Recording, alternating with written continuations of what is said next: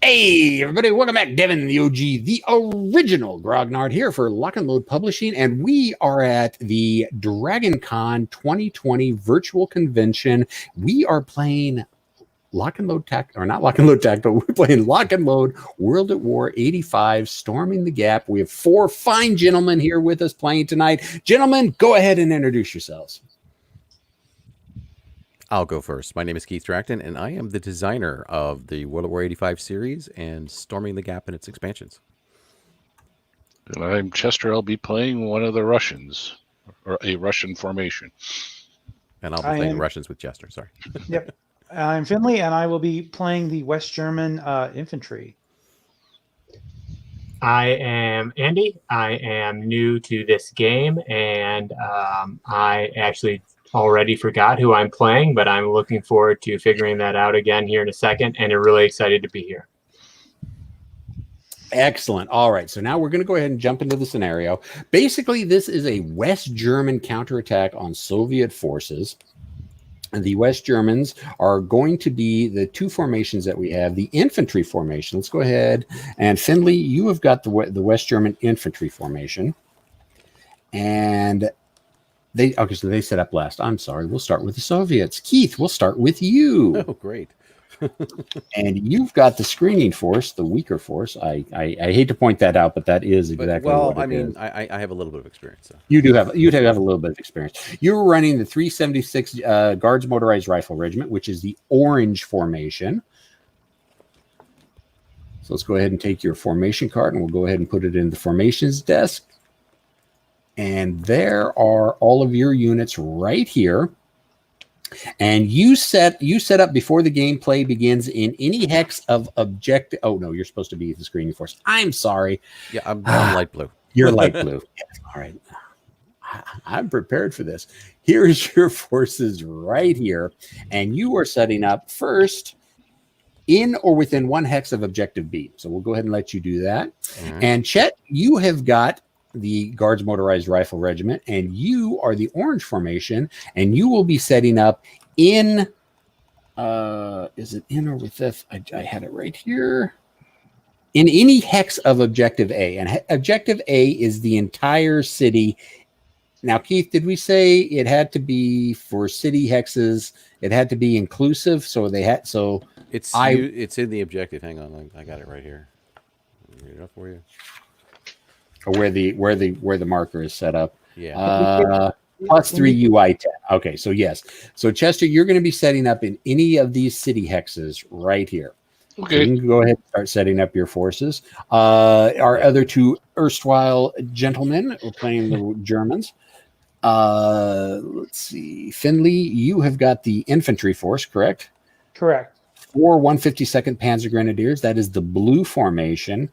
After the Soviet formations have set up, all of your units must be set up east of and not including row L, and south and not including row 8.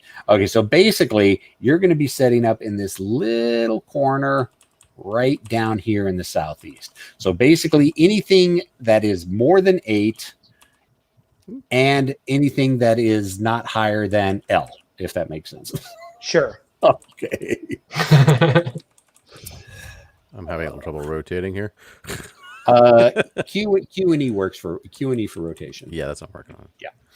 All right, and then the final formation is 2 152nd or 153rd Panzer, which have got 3 whole Leos and a Luch. Must be within 2 hexes of objective C, which is right up here. So that'll give it. So let me go ahead. The West Germans have 2 formation cards each. The Soviets have 1 formation card each. There is 1 unit of, there we go, 1 unit of German close air support with an Alpha Jet. So that'll be showing up. There are 2 end objective cards in the deck. It is 10 turns long. NATO forces, the West Germans, obviously, have 2 off-board artillery. Wait, what? I'm missing an infantry, so I'm cloning 1. Yeah, that's fine. I'm informing the referee team. That's fine. We're supposed to have 3. Working the refs already. No, it's gone away. Didn't I give you 3? No, you're only allowed 2. 2, right? It's 2. The other one was stacked under something else. So. Oh, okay, gotcha. The West German forces also have 2 off-board artilleries of DPICM, dual-purpose improved cluster munitions, which can do lots and lots of bad, nasty things, and they are strength 3 dice at 4 to hit. On the second turn, the West Germans do receive 1 unit or they receive 2 helicopters with 1 operation card. And I'm sure this is going over. Finley, you said you hadn't played this before, correct? No, I haven't had a chance to play it. Okay. So we'll try to guide you through it. For the most part, stacking is 2 units in a hex. Although you can stick an infantry in a transport, and that's basically what your martyr vehicle is a transport. So let's go ahead and take a look at your counters real quick so we can give you a quick rundown on it. So you've got a headquarters unit which can stack freely with anybody, and it gives a headquarters bonus of 2. That's on dice rolls for attacks. It's on morale. No, it's not on morale. That's off of your card. Morale. Oh, that's right. It is on the dice roll for morale as well. So he is very important. You don't want to lose him. You've got 3 units of martyrs, which are West German transports, kind of like the US 113s, and you've got 3 units of infantry, and you can have the infantry stacked in the martyrs to start off with. Now, there's a bunch of numbers on here that may look kind of scary, but once you kind of understand what they all do, it's really easy. The first number in the upper left-hand corner is its anti-vehicle rating. The numbers in the upper right-hand corner are its anti-personnel rating. Now, how they're written out is in a 3-digit format. The first number is regular range. You can actually fire out to double that, but you do take a small penalty to hit. The second number is how many dice you will roll to hit. And the final number is the number you're looking for to actually hit that target. There are some modifications, and you do have this green number here, which means it actually is firing anti-tank missiles. So that gives you kind of a little bit of a bonus. If you look at your infantry are the same for anti-armor and anti-personnel. Range of 2 dice at 5. Now in the bottom row, the first number in to the far left is your armor save. So whenever you get hit, you have to roll that many dice, and that's the target number you're looking for. And every success you get negates 1 hit. We'll get into that a little bit more. The second number, the middle number, is your movement rating. And since it's got a green circle around it, it means it's a transport, and you can transport the infantry. And then the 2, 4, the lower right-hand number is how many dice and what you need to hit when you're in close combat. You will also notice you've got this little Milan anti-tank unit right here, which is 7 dice, or is range of 7, so you can go out to 14, 4 dice at 4. That can be attached and fired from one of your infantry at any time you choose to. You don't have to put this out on the board. You don't have to stack it with the squad. At the moment you decide to fire it, then you attach it to the squad, and it basically stays with that squad for the rest of the game. If you look in the upper, I think it's upper left. You see where we're stacking our HQs and they're called support weapons, by the way. The units that have they have a little red diamond below them.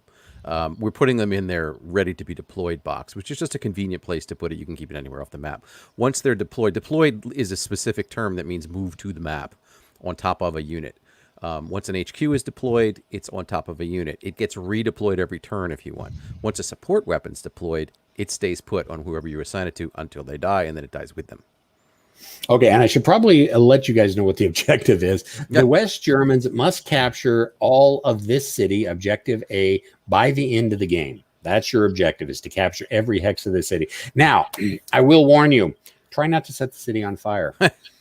The last time I played this, I set the city on fire, and within 3 turns, the entire city was burning and never burned out, so I could never capture the hexes, and I lost the game because of it. Isn't that an automatic win? Then? For the Soviets, it is an automatic Whoever win. whoever starts with the city has it once it burns. But Yes. we are looking into that, Devin. Oh, thank you. Well, you remember the Valley of Death as well, so Yes, exactly. all right. So the Soviets, are you both of you gentlemen all set up? I'm good. I'm good. All right. Well, then, Germans, go ahead and set up yours as well. Again, let's go ahead and help you, Finley. Again, it's anything up to column L Mm-hmm. and south of row 8. So basically, there is a way I can draw a box with this, but I can't remember. It's basically this Yeah. area Cool. right here. Nice. So, Yeah, they're coming in on the South Highway, basically, right? Yep. Okay. So Cool. basically, We have you inner set lo- up there, Mhm. and the German Leos start up within. Did I say 2 hexes? I thought you said 2. Yeah, 2 I think it's hexes 2, of yeah. objective C. So And then how do we get counters to stack on this and all move it together? okay, so what you do is one of the easiest ways is you just put it on there, and then you can click and drag, and it'll show kind of a box, kind of RTS style, Gotcha. and then press and hold to pick up the entire stack. I'm sorry, I was clicking on it. So press and hold, yeah, and then you can move it anywhere. Now, to tidy it up even a little bit better, because the counters don't always necessarily stack 100%, go ahead and drop it. Now, left click on the stack, and at the very top, you'll see something called Explode Stack. Mm-hmm. Now, this is basically a way for it's a really great mod that was developed. Mango Feet, I think, is the guy who designed it. It allows us to look at everything in the stack without taking all the counters out of the stack. So you can look at it. When you want to put the counters back, hit the repack button, and it stacks them all so nice and neat. There Gotcha. you go. And so then you just click and hold to pick up both of them. If you just click it once and pull it real quick, you'll only grab one of them. If you click and hold it, Okay. I'll give you a real quick if you want to take a close look at the counters as well. Once you've exploded them, put your cursor where you want to zoom in and hit the Z key, and you will zoom in right there. And then just hit Z to come back out. That's really cool. Very helpful. Very nice. Yeah. Yeah, now you can see all that beautiful artwork that our artist did, and and the actual numbers. yeah. Well, that's Also- the nice thing also about helpful. this is we can zoom in on with this really close. So that's one thing I do like about this. I'm zooming in on the AlphaJet card, going, "Oh my God, it better not come down." Anything up to column L. Do they really have a BO 105? Who? I see a BO 105 on the turn record track. The choppers? Yeah. Yeah. Did I write this scenario? What was I thinking? Yeah, they got 2 of them. Oh no. You were thinking it needs helicopters. I suppose we have a zoo somewhere, don't we? Oh, we do have a zoo. Yes, Chet, you have a zoo. Okay. There's a Jikla out there. Yeah, the ZSU 23. Yeah, I got one flat sitting over 4 here. thing. And the Soviets also have an SA-7 that they can pop. Yeah, that's probably better coverage because you can put that with infantry forward of the city Yeah. to cover a good chunk of the map.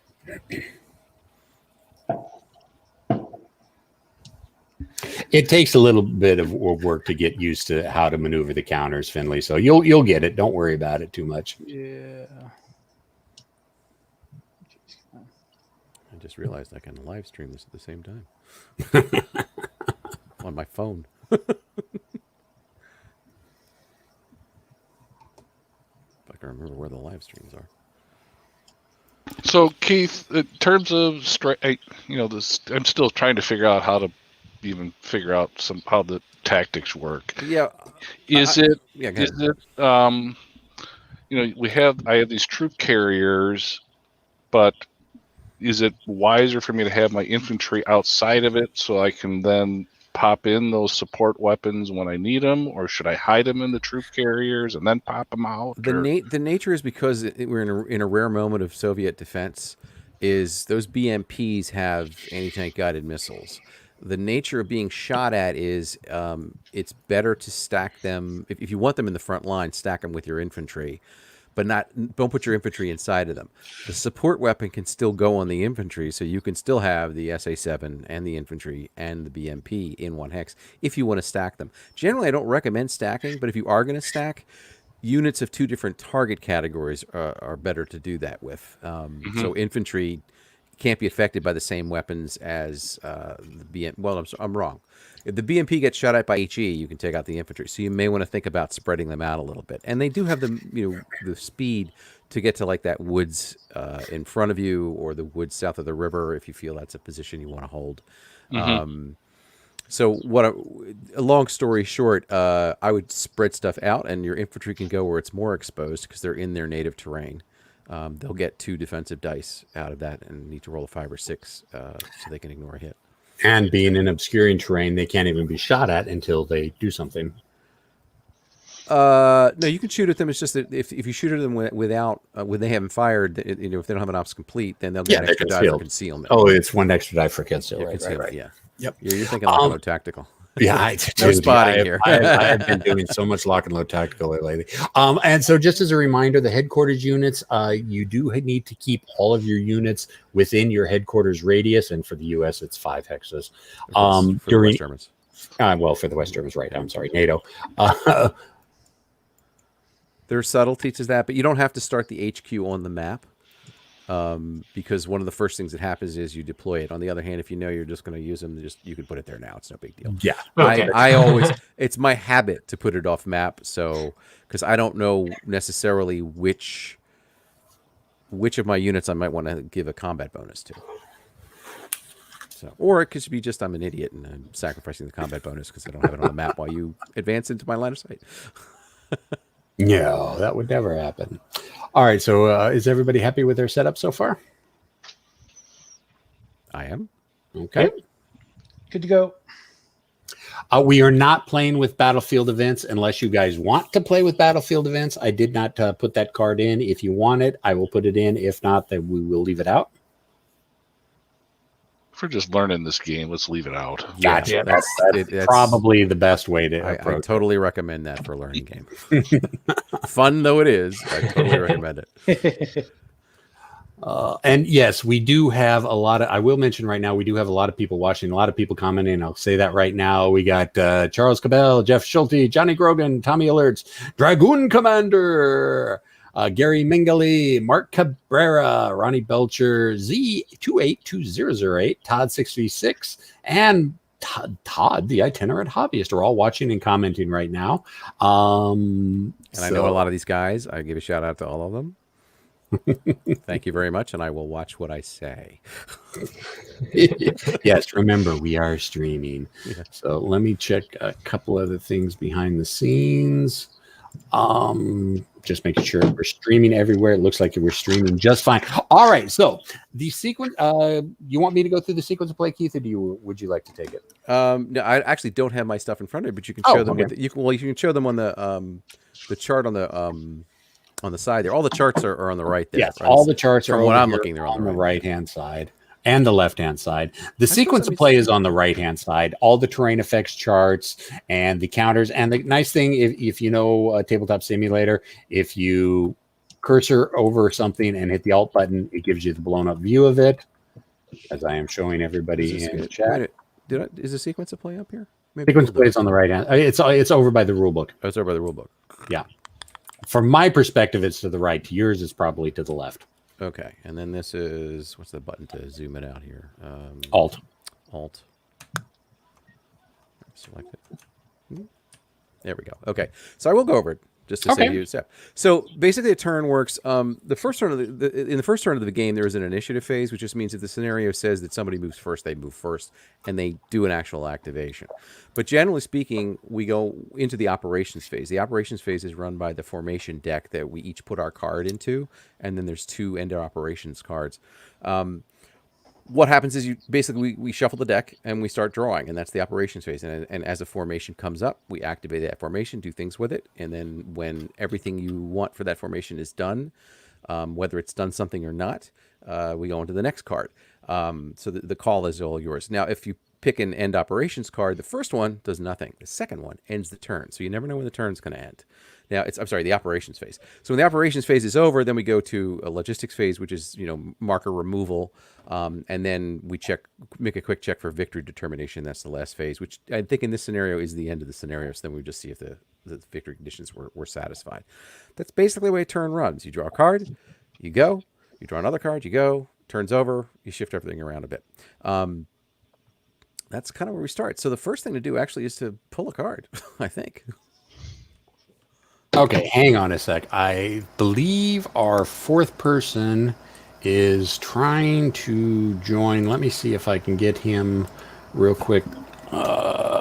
Actually, you know what? Go ahead and continue, and I'll deal Yeah, with well, let me know when you bump me out, and I'll go back to observation status.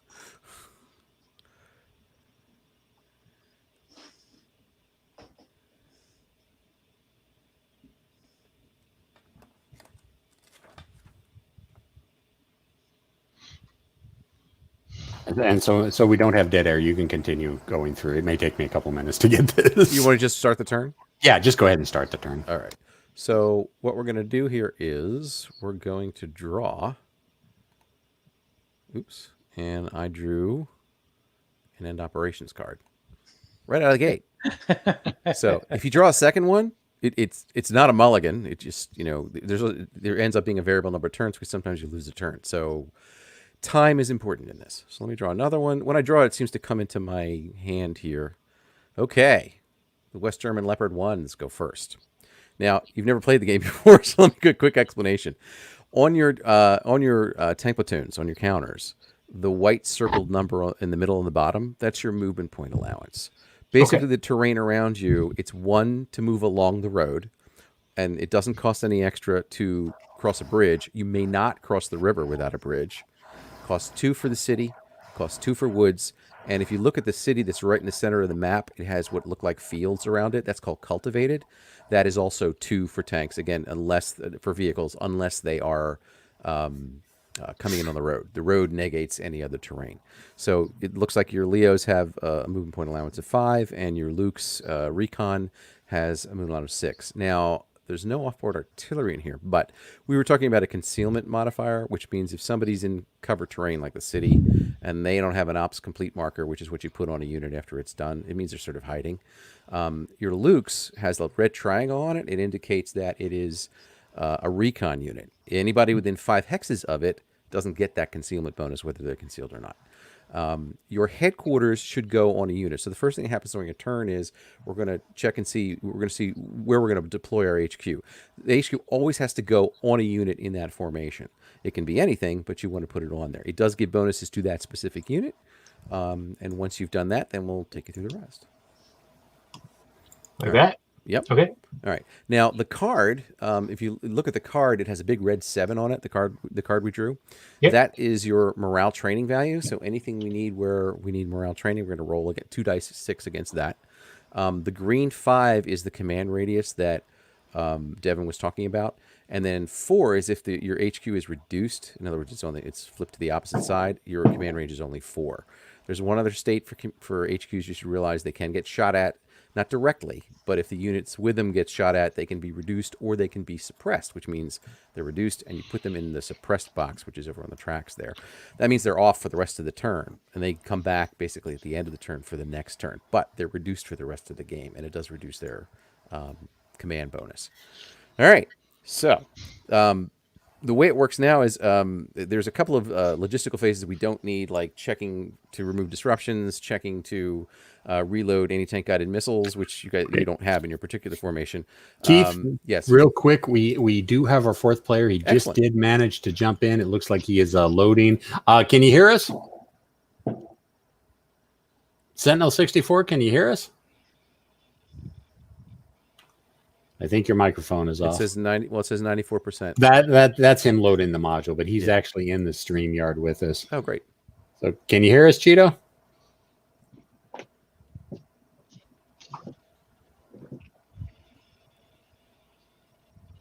Can you hear me? Yes. Ah, Can you yeah. hear me? There we go. Excellent. All right. Hello? I am so sorry that I missed your message before now. So what we're going to do is once you get the module loaded, we're going to bump Keith out of his spot, and you will be taking over his spot. So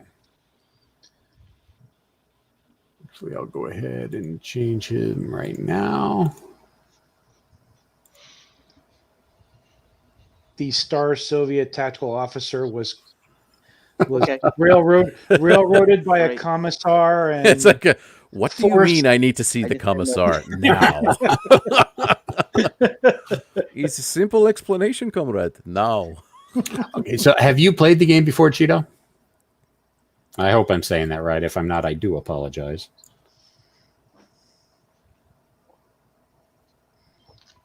I have, yeah.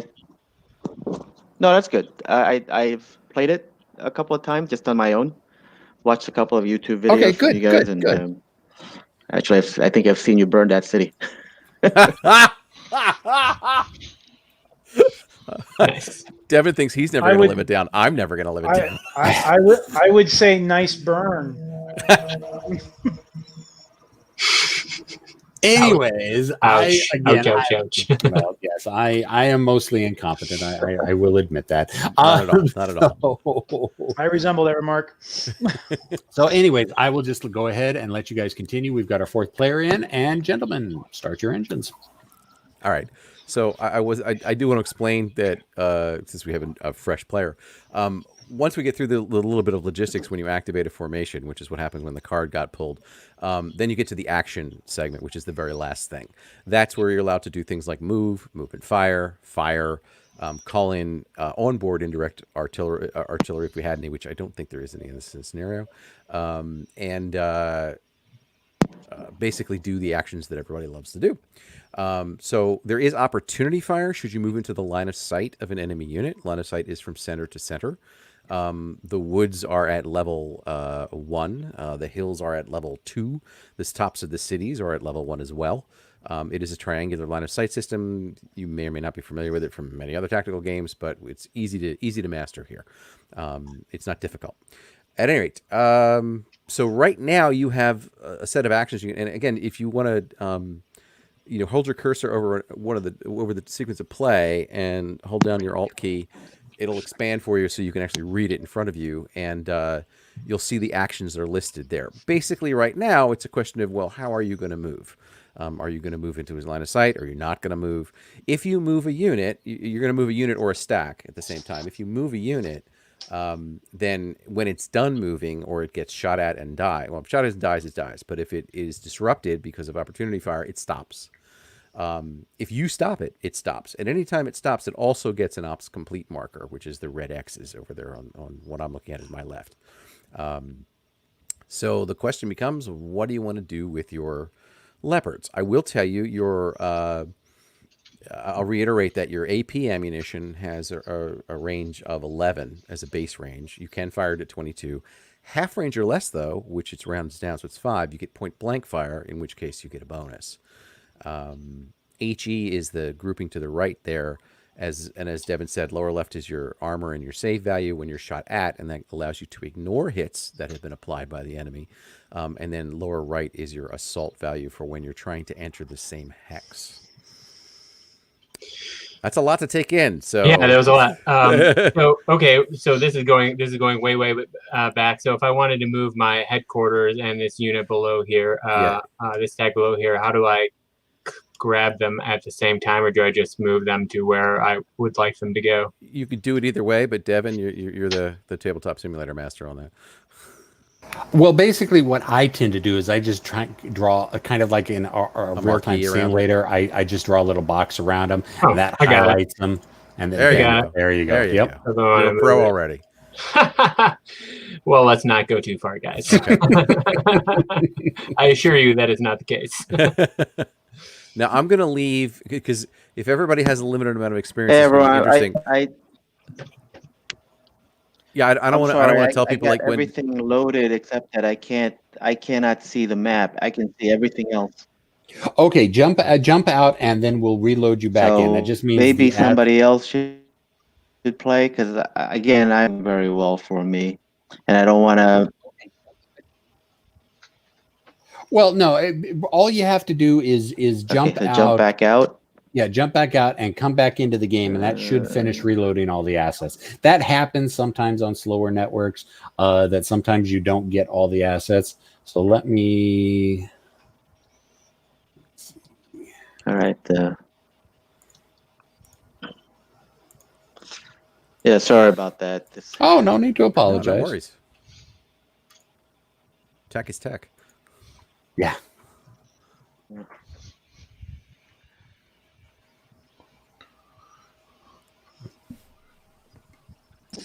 I'm tech challenged.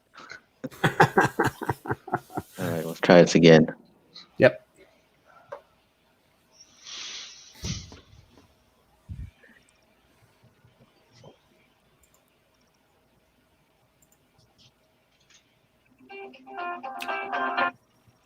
So as he is loading back in, if you want to continue your turn. Hold on.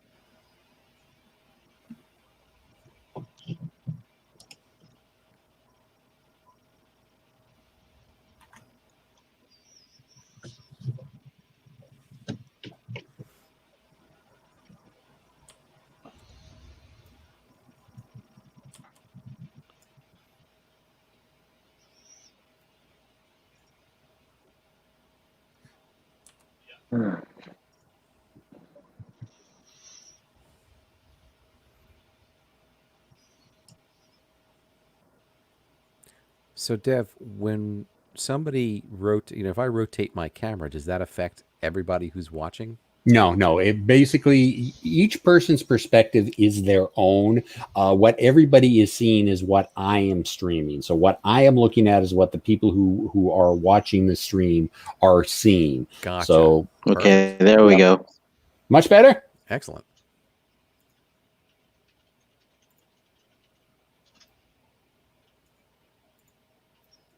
All right. Yeah, he's 99%. Yeah. Then the last little bit.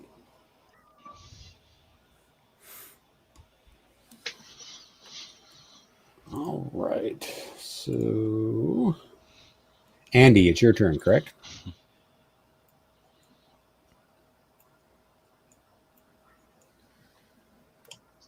Okay, hold on one second. I'm having I got popped out and now I'm looking at the game. I think I jumped out of. Here we go. Now, okay, now I'm back in the thing. I popped out and I was looking. I was like, what? I must have hit Alt something when I was trying to be fancy with Tabletop Simulator, which I have no business doing. Right. Clearly, once again. Okay. So really quick, one more time, just remind me on the road, my movement is 1 hex. Is that right? One hex per. It's 1 movement point per hex on the road. And then in the grass in the plains area. Yeah, that's clear terrain. That's 1 as well. Okay. Yes. All right. So all right. I'm going to be looking at the live stream. So if I. Okay. Oh, hey Todd. The first number of the top left group is the range for the armor piercing. This is really weird doing this on my phone while I'm watching on my screen.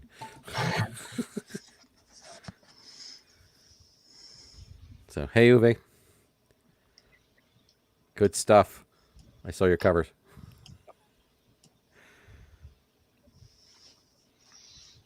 Hi, everybody else. I appreciate you watching.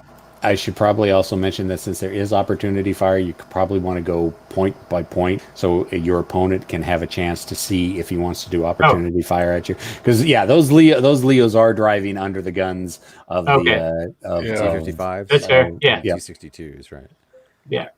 So do you want me to bring these back? Yeah, go ahead and bring those back so we can do it again. So in case Sentinel 64 or Chet wants to do some op fire at you. Okay.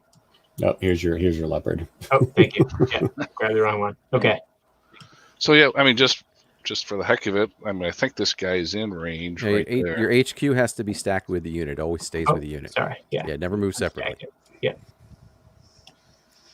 Okay, so you're gonna move into J3, correct? Yep, that's what I did first. Yeah. Okay, and I think this guy's got a shot, right? 1, 2, 3. Yeah, he's got a shot. Yeah, so I'll just take a shot. What the heck? Okay. All right, so it's your range is 11, so you're in normal range. So you're going to be rolling 3 dice at 5, and there's no modifiers that the defender has in his hex right now. So go ahead and take 3 of the red dice, and you can either pick them up and drop them into the dice roller, or just roll them off to the side, whatever is. I grab them. Yeah, if you throw them into the box, a button appears that you can roll them all at the same That time. you can automatically roll them all. Yeah. Yeah. So just drop them and then Where's that button? There it Just is. click. Yeah, there it is. Right. I Okay, got one hit. one hit. All right. So, Finn, what happens now is your armor save comes into play. He got one hit. You roll your armor save, and if you make that, whatever number of saves you make, you can ignore that number of hits. So if we take a close look at one of your Leos here, Let's look at it. your lower left grouping is 3 to make 6s. So you have 3 dice, and for every 6 you roll, you can ignore one hit. So you only need 1 6. Got it.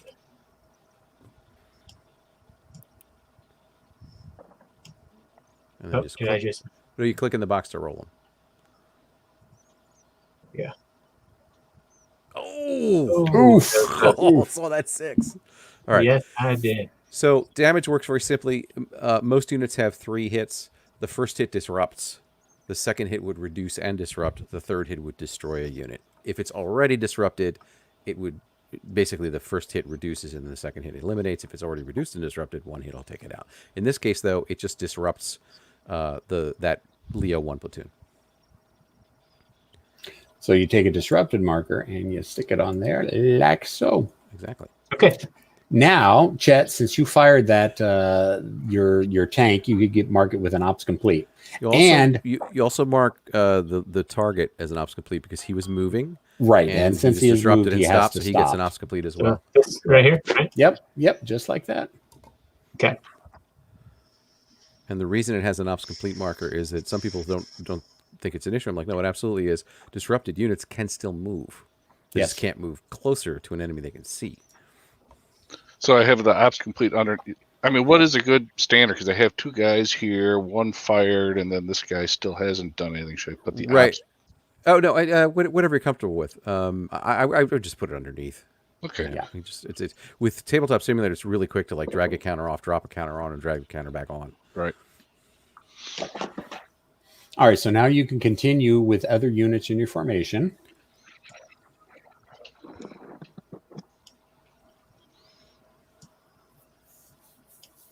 If I can make a recommendation, Yep. you may want to head for the woods. Because if you pop the other side of the woods give you a slight bonus in defense. You'll get an extra die, so you'll roll 4 dice to make 6 when you're defending instead of 3. Oh, you're talking about with this guy? I can actually still move this one? Well, no. He's ops complete. He's done. But your okay. next guy, you may want to present your attack through the woods, I see what you mean. and that's Talking about all. That's all the tactical advice I should give. But You're talking about. I know you haven't played the game before, so Yeah. Yeah, you're talking about these woods. I assume. right, those woods, yes. Okay. And remember, it's 2 movement points to move them through the woods, Unless you're going down the road. So unless you're going down the road, correct? So that's 1, 2.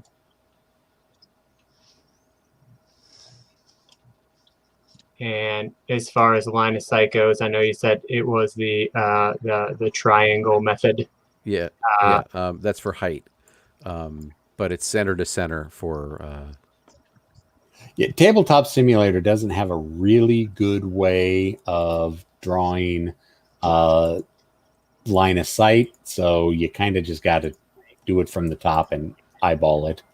Yeah, Okay. In this case, it's an easy one that right there, you do have line of sight to each other. Okay, yeah, I have line of sight to here, to this one that just got picked up. No, because you are looking through the woods. Oh, right. I'm actually looking at this one. Yeah, this Right. this the other what is it? A T62 Yeah. could take a shot I at you in the woods. I will Okay. not be taking a shot. So Okay, so you can continue your movement. Okay. So, all right. I think I want to go any. So if I come here. Can't cross the river. Can only Yeah, cross the river so over the bridge. Yeah. Yeah. Okay. I actually think I'm gonna do something different with these guys. I'm gonna go a different way. Okay, so you done with that one, Leo? Yeah, I'm done with this one. Yeah. Okay, so go ahead and mark it as ops complete. There you go. And I want to take this one. I want to take this one, so I think I'm out of range of everybody else.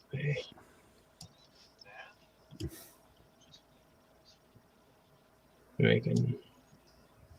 You don't want to get him too far away from a headquarters. You get too that's far right. away from a headquarters, then you I forgot run about the that. risk of becoming out of command. Yeah.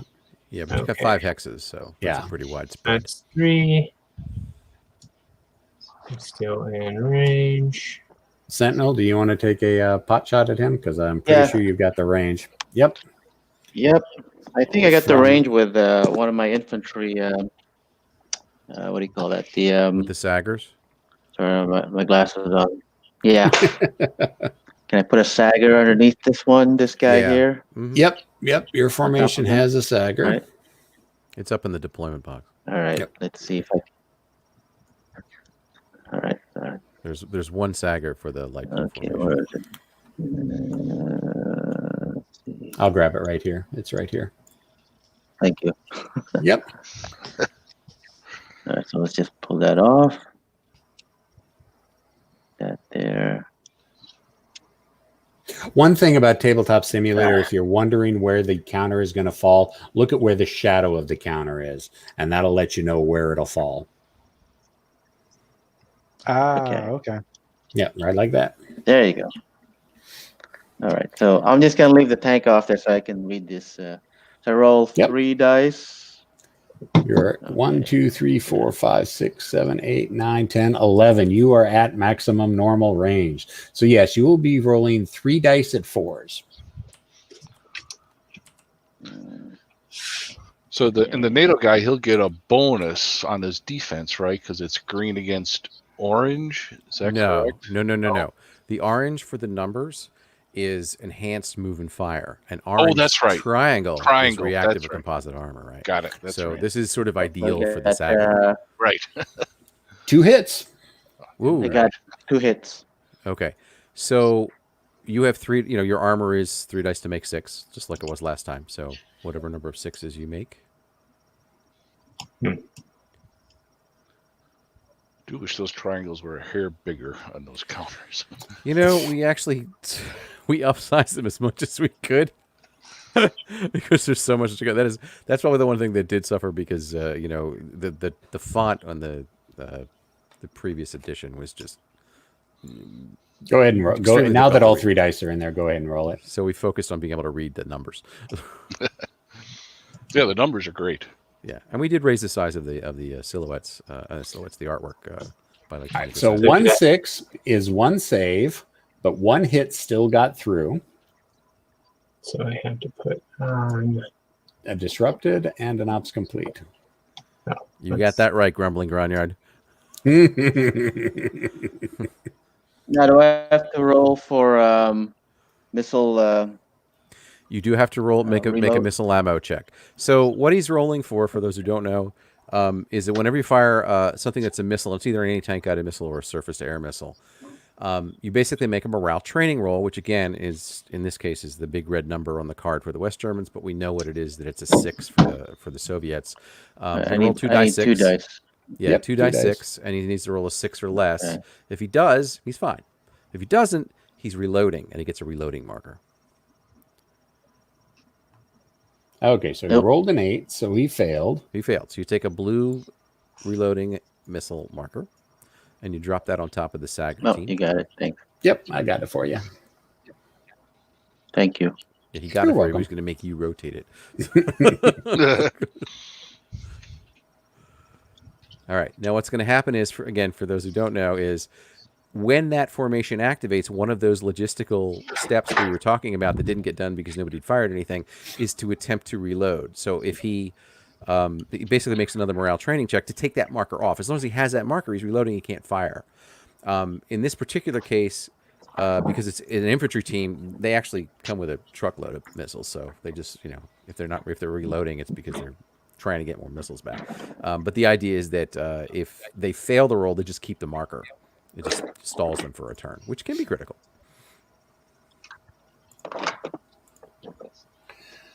All right, so you can continue with your other units,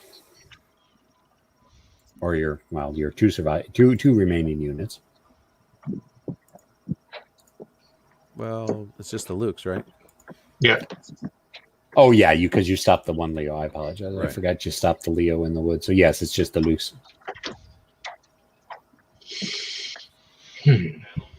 Loops is for looking. Yeah. Do they have a movement penalty through the woods also? Yes, they movement are a points. vehicle. Yes, they are a vehicle. Okay, so But they have 6 movement points instead of 5. Fast little tricky guys.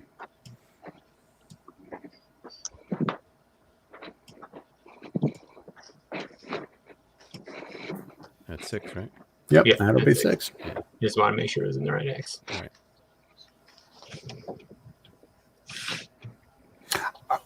So he'll be marked operations complete. All right.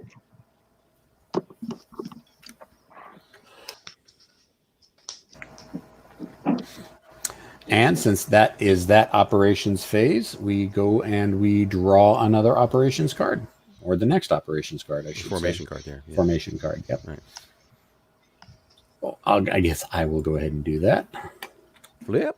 Oh, Ugh, that's the jeez. second one. Is that the That's second the one? end of the That's first turn. That's the end of the first. So you see how fast this can go. But yeah, so for Finn, you can see how fast it kind of goes. We had 2 combats in the middle of all that, or 3, I guess. So now we've done the operations phase. We go to marker removal, which means to remove these ops complete markers. Don't take off the disrupted markers. If any unit were out of command, which we haven't gotten to quite yet because nobody's been out of range of their HQ, you would also take off the out of command markers. They're the ones that are stacked next to the ops complete. So, and you can just drag them to the side of the map. You don't have to restack them over there. Yeah. Okay. They Because can, That'll take forever. yeah, the you can keep them physics handy. engine, if you Right. get too many counters in a stack, the physics It'll engine fall over. Yeah, you start giving leaning towers of pizza. Yeah, in the I game. end up playing in the few times I played in Tabletop Simulator, other than testing, I end up with a pile right by where I'm playing. So those neat piles on the left kind of disappear.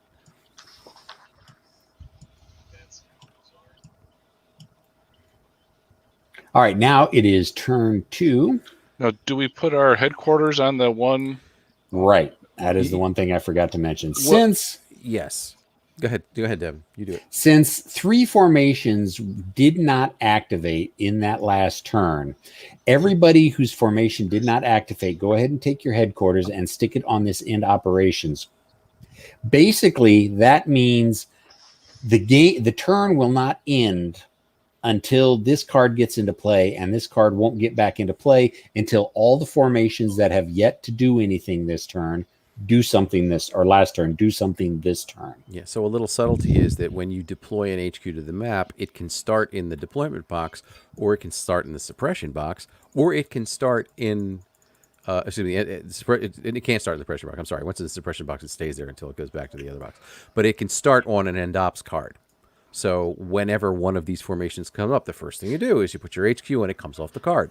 When the third HQ comes off, that means everybody's gone this turn at least once. And then that card immediately goes in the deck for the next draw. Okay, and as we are stepping into the second turn, we have a new formation that just entered as reinforcements. There are 2 helicopters that the West Germans now have access to. And when their formation card comes up, there's only 1 in the deck. They will enter from the west or the south side. And don't forget, NATO guys, you do have 2 offboard artillery you can use still. Oops. I forgot about that. Well, we didn't get a chance to really get to it in this last turn. So, all right. So is everybody ready to start turn 2? Yep. Okay. South Yep. edge of the map, west or south? 4 152nd Panzer Grenadiers, the light blue guys. So you get your turn first. Okay. So speaking of artillery, let's see. My headquarters. Okay, so let's go ahead. Where's your headquarters? Oh, yeah. Yeah, the Let's first go thing you ahead. do is place your headquarters. Yep. So pull So your take- headquarters pull off your the head end off of the ops card. Yep. So Nope, that's the Soviet. That's a Soviet. Yep. Unless Yeah. you want BTR. Be very It confusing. was a special blue. ops. It was the blue that threw you off. Americans taught to speak in Russian. It was the thing.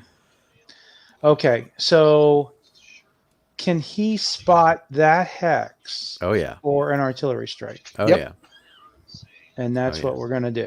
Okay, there is a fire for effect marker if you want to use it on the left there, next to the nap of earth and the landing. Yeah. So you can just sort of drop it. Some people don't use it; they just point to it. But that's whatever way you play the game. I like the fire for effect marker. So the first thing you roll for here is. Oops. Oh wow! How'd you get that under there? That's cool. I don't. How did I do that? I don't even know. All right, so you drop the fire for effect marker. First thing you do is roll to see if it scatters, which is 1d6. Generally speaking, higher numbers are bad. Like 6 is bad. So if you roll a 6, that's kind of how you remember things in the game. Just about every roll we have, high is bad, rather than have them go back and forth. Okay, so that was a 5. 5. So that does not scatter. It is time on target. Or perfect. So basically what that means is that the spotting rounds are all good and the rounds are dropping on top of their head. Now, there is something special about DPICM. Yes. DPICM, I'll give you the designer note. About 2% of it fires bomblets, and about 2% of the bomblets would fail to explode, which is why there's not a whole lot of DPICM anymore. And so there's a roll to see if the strength of the strike is reduced. Right now, the strike is 3 dice at 4. 3 dice at 4. So if you reduce the strike, now you get 2 dice at 4. I believe that's the word. I've used that in a while, actually. What am I rolling? So you're basically rolling to see, rolling a 6-sided dice to see if the DC. No, it's 2d6. Oh, but 2d6, I sorry. have the rule book in front of me, so I'm going to let me get to that section. Here we go. DPICM. Explosive. Sorry, guys. Yeah, so you're going to roll 2d6. If you roll a 2, a 3, an 11, or a 12, then it's 1 less die. And that's actually a percentage that worked out. So. Nope, rolled 11. Okay, so you're good to go. You get 3 dice to make 4s, 5s, or 6s.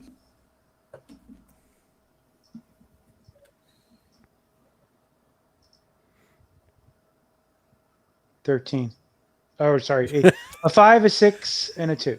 So Wow, 2 hits. okay. 2 hits. So 2 it's 2 hits on the tank on top, I presume. He gets basically a 1 die for being armor. So he gets 1 die to make 6.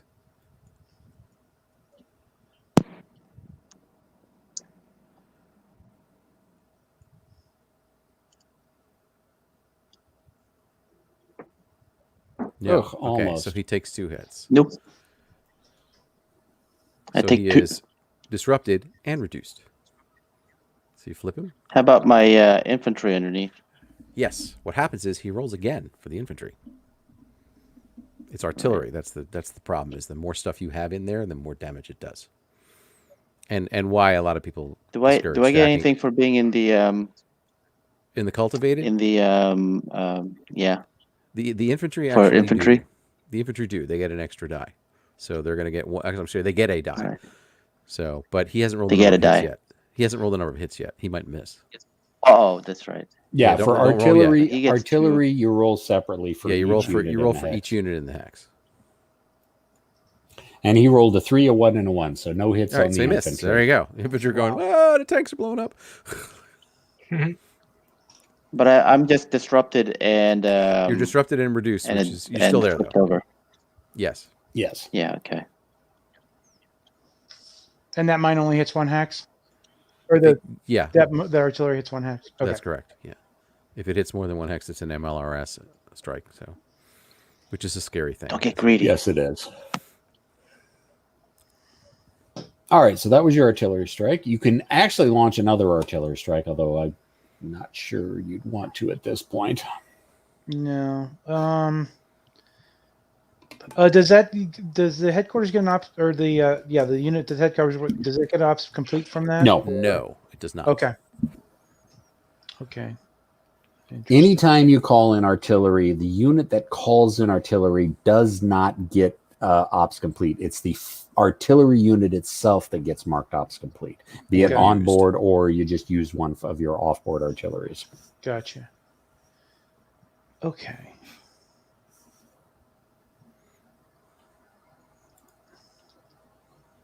That anti-tank missile I have. The Milan. Yeah.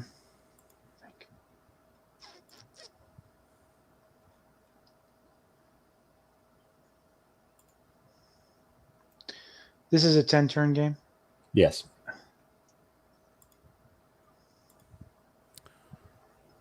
I'm going to do something myself here. Oh, I can still do this. I like to drop a counter on the last turn.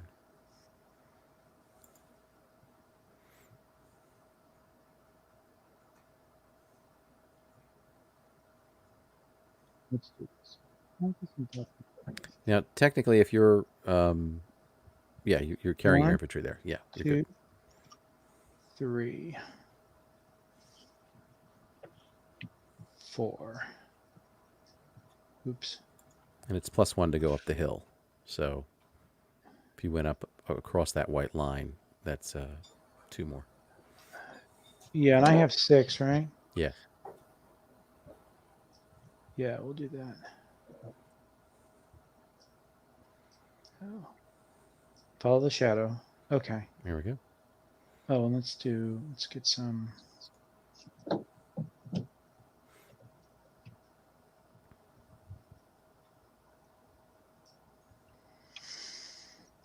Okay.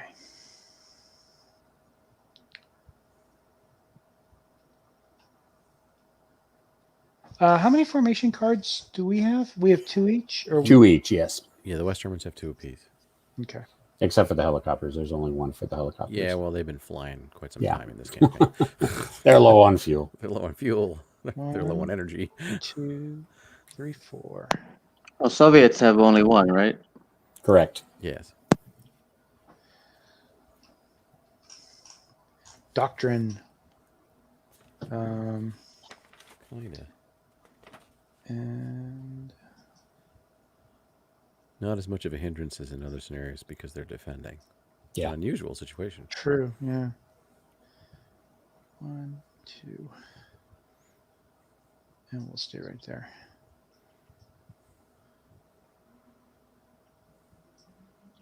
Okay. All right, so Good. y'all done with your turn? Yes.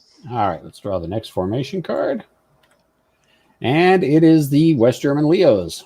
Okay, so they have an HQ there that's under that disrupted marker. You could leave it there, and it does help undisrupting that unit, or you can move it to somebody else if you wanted to. But, I mean, Devin and I think can concur that you probably want to leave it there. Yeah, probably want to leave it there, yeah. So you can get undisrupted as quickly as possible. Now, the other unit that's disrupted is just going to make a regular roll. And again, as most things in this game, if you needed some sort of supporting roll, it's a morale training roll. So again, that giant 7 on the formation card, that's what you're rolling 2d6 to get equal to or less than to remove your disruption. There's nothing else. None of the other steps go before or after it. That you don't have to do anything. So we can go right to disruption removal. And you can make either roll first, your choice. It is by individual unit, but the HQ, if the HQ is deployed to that unit, the HQ can give it, it can basically, can't think, sorry. It can subtract 2 from the die roll. Okay. So 2d6 to, am I reading that right, to get 4? No, 2d6 to get a 9 or less. Oh, 2d6 again. I know. Yeah, if you're going to add, you can add it to the number, or you can subtract it from the die roll. So effectively, it's rolling a 9 or less. Got it. Let me get you out of here. Even digital dice we hear are suspicious of.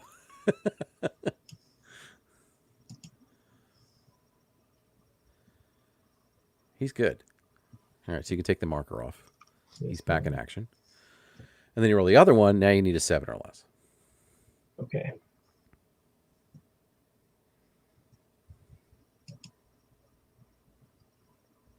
Oh, so disrupted. Missed. All right. Ooh, okay. Now, he... actually, never mind. I'll come back to it. So now with disrupted, that the implications of that are simply that I can still, or I can't fire or move. I'm pretty much stuck. Yeah, well, the reason you can't fire, to be sure. Okay. The reason you can't move is that you're in line of sight of an enemy unit. If you weren't in line of sight, you could move as long as you didn't move closer to a unit, and as soon as you came into line of sight, you'd have to stop. I'm sorry. No, Okay. but I'm sorry. You can move, but you can't move closer to an enemy unit that's in line of sight. So Okay. I can move Right. back.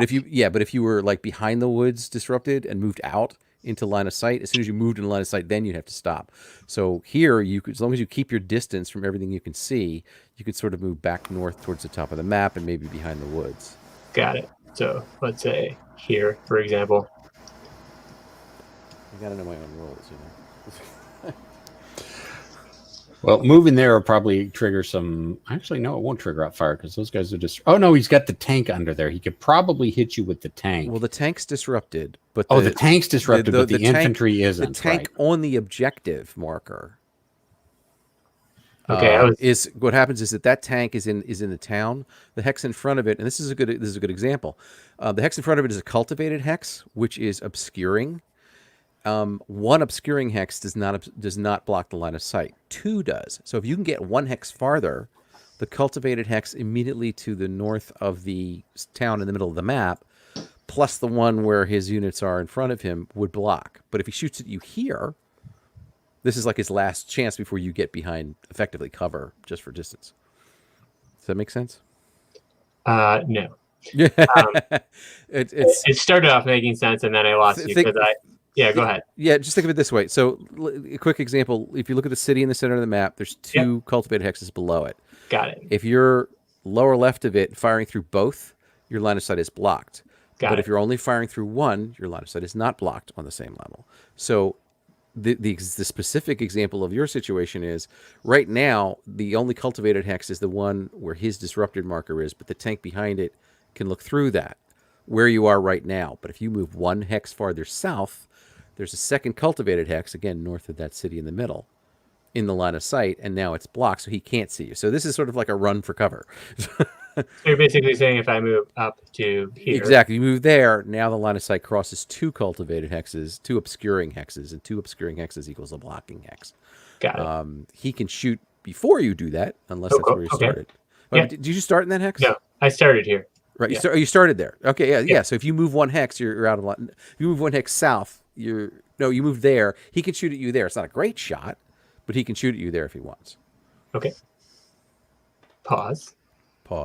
So you need to invite back into. He dropped. Oh. So it's a commissar again. It was a commissar again. Oh yeah. All right. Well, has the commissar kicked me back? I guess I'll shoot. Well, he's back in stream. He's back in the stream. Do you need you still know the password, right? Sentinel.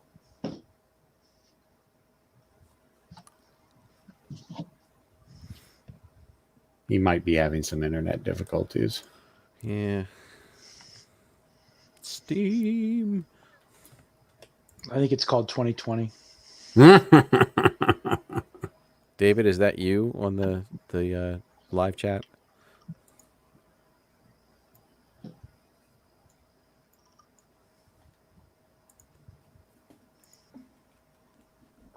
Yeah, it looks like he's frozen on the stream.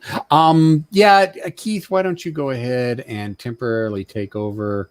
All right, and let me take that shot, and it'll be all right. So 1, 2, 3, 4, 5, 6, 7, 8, 9, 10, 11, 12. It's 13 hexes, and my range is 11. And we talked before about being able to shoot out to double range, so it's a long shot. And I have 3 dice to make 6. What happens is normally, this is such a terrible weapon; it's already trying to make 6. Let's say it were 3 dice to make 5. I would increase that to 6. So in this case, there's no penalty because it's terrible as it is. It's 100 millimeter gun, a 150 millimeter gun.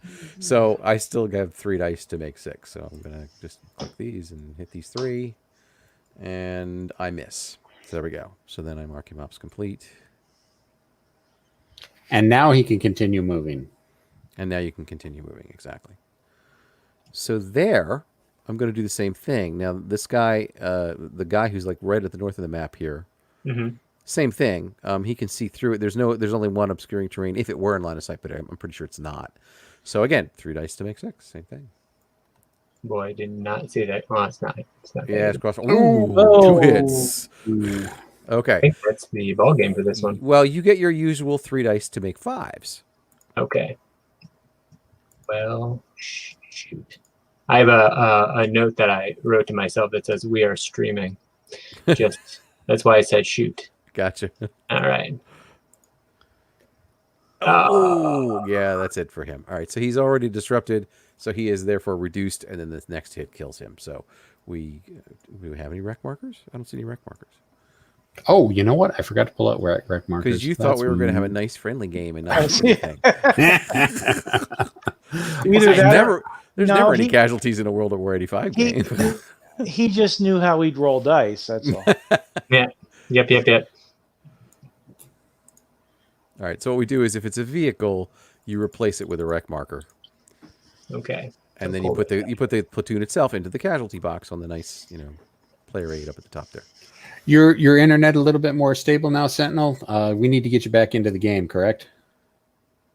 Yeah, you know what? If this keeps up, maybe I'll just watch. Otherwise, I'm gonna keep disrupting you guys, and I didn't want to do that.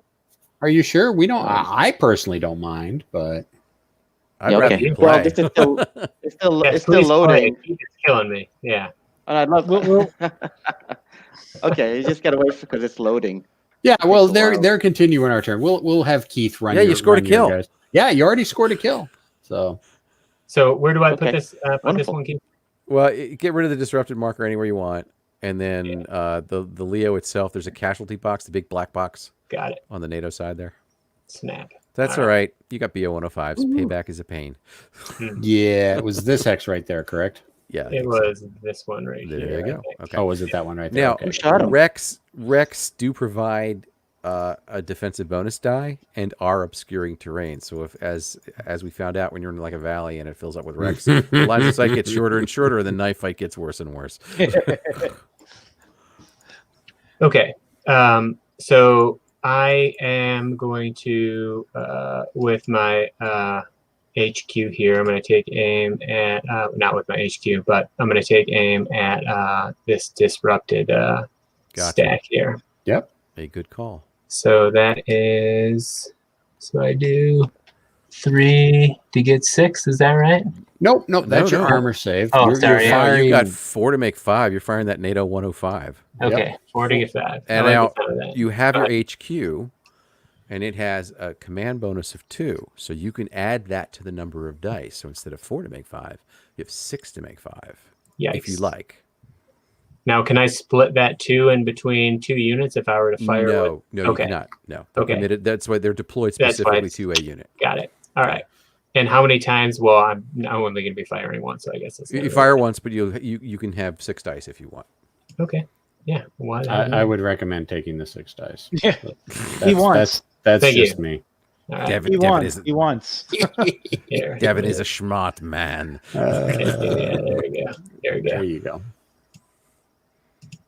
This is where these NATO guns come in handy. Yes. Whoa, Oh, 2 my. hits. There you go. Okay, so it's 2 hits. He's in cultivated, but cultivated does not give heavy armor or light armor targets any bonus because they're too big. They stick above the things. So it's what is it? Woot. Yeah, they have 2 dice to make 6. So I'll just grab one out here and roll the rest. Oh, so that's 6 rolling up. Okay, so that was 2 hits, right? And he's already got one. He's already reduced, so he's done. All right, so that comes off here. This goes up here. There's a wreck marker, so it's funny. The infantry actually gets more cover from those tanks. There's a wreck marker. I just realized that.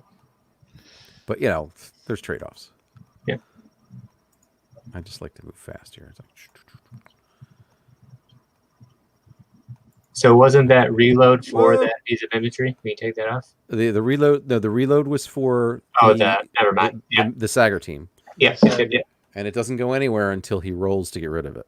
Got I it. roll to get rid of it. And that'll happen during his formation activation. And the tricky thing here is that the thing I love about the explode stack is that you remember where your wrecks are. It's like that wreck is like it's cover. Let's see if I can click that little thing. I got to zoom in. Hang on. Where did it go? So it looks like Oh, we're Sentinel's back. having a lot of internet problems, and he's not sure he's going to be able to make it back in. So he can't see the board at all. Well, no, he's just having internet issues. He tried Oh. relogging in, and he Oh, couldn't. bummer. Steam kicked him. So it looks like, unless he can continue to try to get back in, it looks like you're going to be running that All right. formation. Well, if he comes in, I'm happy to have him yes, run. definitely, and I'll move for him. you know? definitely. If he can get back in, Yeah. definitely happy to have him resume Okay. his control. Now, since they fire, they get marked with an ops complete. Okay. And they earned their week's keep. They did. So I still have a You've still got the other I still Leo got my and other Leo, yep, and and then the the, Luge. and all right. So I know that this is a reconnaissance vehicle. I understand that, Mhm. and since this is my first time playing a war game, I'm perfectly unclear as to what its purpose it serves it because can- I can see it everything. It can also spot for your off-board artillery strike. Oh, really? So yes, and when there's onboard artillery in more advanced scenarios, believe me, the combination of a recon and like a Soviet 2S1 is pretty deadly. Got it. And we have off-board.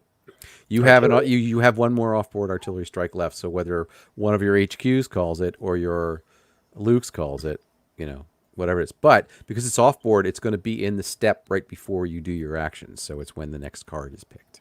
So Okay, basically, you're going to have to move into line of sight, survive being shot at, then during their next activation, hope that you can get the artillery strike But off. if like the big tanks are out there and Chet wants to fire at those instead, then they'll leave you alone.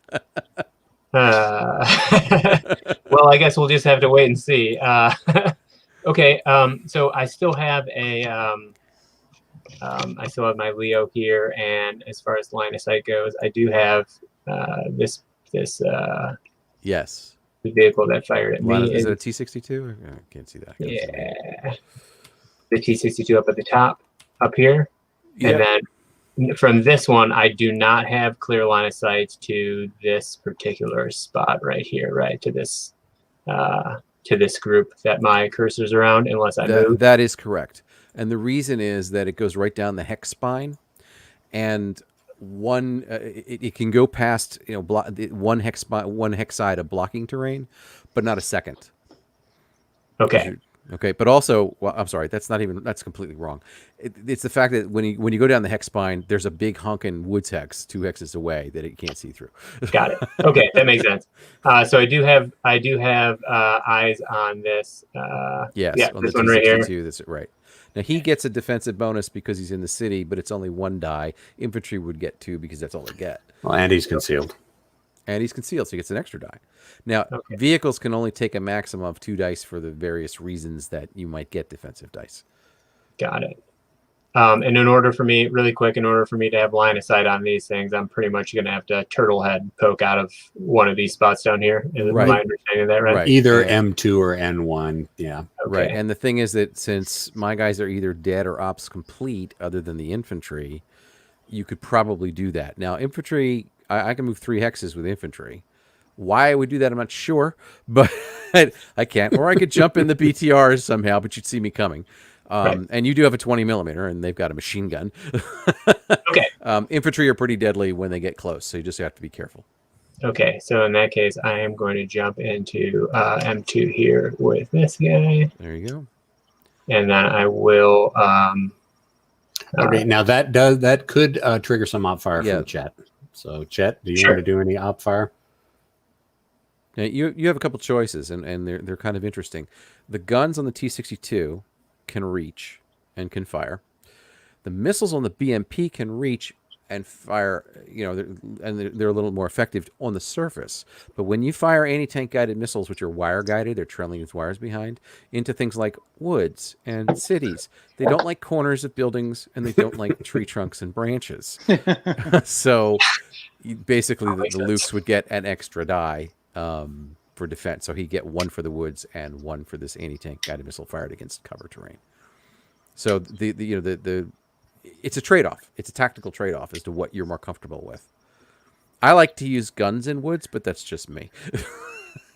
Because 3 to make 4 as starting point is really not bad. It's very good, actually. And what else are you going to do with those missiles? So do you want to do any op fire, Chet?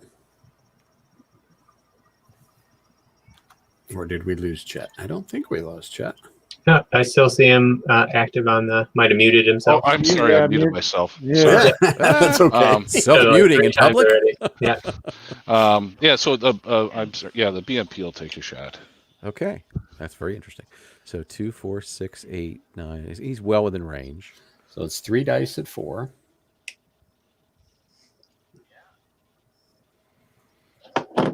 Scores a hit. Now, again, this is you are light armor with that Luke's. And the way you can tell that is it has its armor value in a yellow circle. I see that. Yellow circle means you just get 1 die, and it's an easy way to tell your light armor. The number is your save number. So you get 1 die to make 6 for being you, 1 die for the wood, so that's 2 dice to make 6, and then 1 die because it's anti-tank guided missiles against the wood. So you actually get 3 dice to make 6 to defeat that 1. Got it. You can see the value of terrain there. Set these over here. These, I got that. And then Just click click anywhere in there, and it should Got roll it. them. Hey, Whoa, there's a save. Okay. Now, Chet needs to roll an ammo check for his BMP. And that's 2 die 6 against. We know the Soviet morale training value is 6. And he rolls a 5, so he's Made good. it. Okay, so you Yep, just he's put ops good. complete. Now, I'll give you a little subtlety while we're here. The difference between there's 3 classes of anti-tank guided missile supply. One is the infantry, where if you keep failing, you just leave that reload marker on it. Eventually, it'll come back off. But the BMPs and the infantry fighting vehicles are another class. They don't carry many missiles. BMP had 4, maybe 5. Even the Bradleys had like 6. It's a small amount of supply. So when they, when they basically fail their reloading check, when they roll to reload once they get a reload marker, if they fail, they're out of ammo. So you put a missile out ammo on them. Ammo marker. So that's sort of the distinction. So apparently there was something about the old game where I'm hoping Jeff Schulte's still on here watching, but there was no ammo supply for the BMPs in the old game. So they basically became the anti-armor formations, which is totally just, it's granted it's a die 6 game. It was totally unrealistic. So now they're back where they're supposed to be, where they're protecting the infantry. And in this situation, that's exactly what they're doing. So I think they function the way they're supposed to. Let me take a quick moment to say hi to all the other people, the new people who have joined since the last time we said that. Mr. Lee Harvey, my buddy Chris is in here.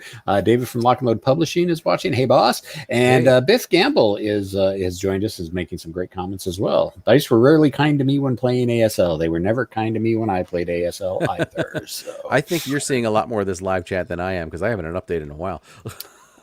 Well, I'm keeping an eye on all 3 of the streams. So. Oh, you're on multiple streams. That's right. Yes. I'm just looking at the one. I'm just looking at the YouTube one. All right. So since I really will watch my language. That's also called 2020. I'm in multiple streams now. Yes. Don't cross the streams. Since the loose is done, you can go ahead and mark her with an ops complete, and then you've got basically your other Leo left to do something with. Uwe, no. There are no rules for wire-guided missiles over rivers. I know that was an issue with Adam Starkweather's game, or a modifier, and I was watching the chat on that, and there was a lot of back and forth, and I may have misremembered, but my understanding is that the guys who actually fired this stuff said it was not the issue that they thought it was, unless the wires actually touched the river. And since we're in a platoon scale, this is more the running battle of multiple missile shots. So it's not an individual missile shot. A lot of times we get, you start from what is the weapon, but then it becomes how the weapon is used when you have a platoon. And so any exchange of dice here represents probably 12 to 15 missile shots. That's why the ammo rules are kind of important. So the ammo rules fit this scale. We don't need to put a special modifier in, because it's assumed that one of those individual shots, let's say the wires touched it, that might be a reason you would miss. Does that help? And a quick shout out to Uwe. Uwe Beck is the gentleman who crafted these wonderful modules for us in Tabletop Simulator. Yes, thank you so much. You made all of this possible. That's along great. with David This here. is awesome. And Devin. Okay, so I still have my Leo open. I'm gonna go ahead and take a shot at that T62. Okay. When I got my, so that is okay. So that is 3 to make. Nope. Take an upper left group. Upper left. That's your I'm armor going to let you do piercing. it, but I will tell you it's the upper left group. Yep. So this 11, 4, 5. So I have. Okay, so I'm sorry. Read that to me. 11, a range of 11. Got it. 4 dice firepower, 4 dice to make 5s or 6s. 4 days to make 5 or 6. Yeah. Okay. That's where we make the big number. The one you really Got want to do is to roll the dice. So we make the Got number it. big for that. Thanks, guys.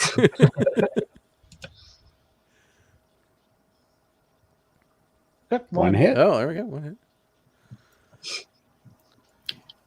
So, Oh, thanks for putting the X on for me. Yep, you're welcome. Now, So- Chester, with your T62, what's your armor save? 3-6. But you're also in a city. he's concealed in a city. Oh, so that's 1 for the city and 1 for concealment. So you have 5 dice to make 6.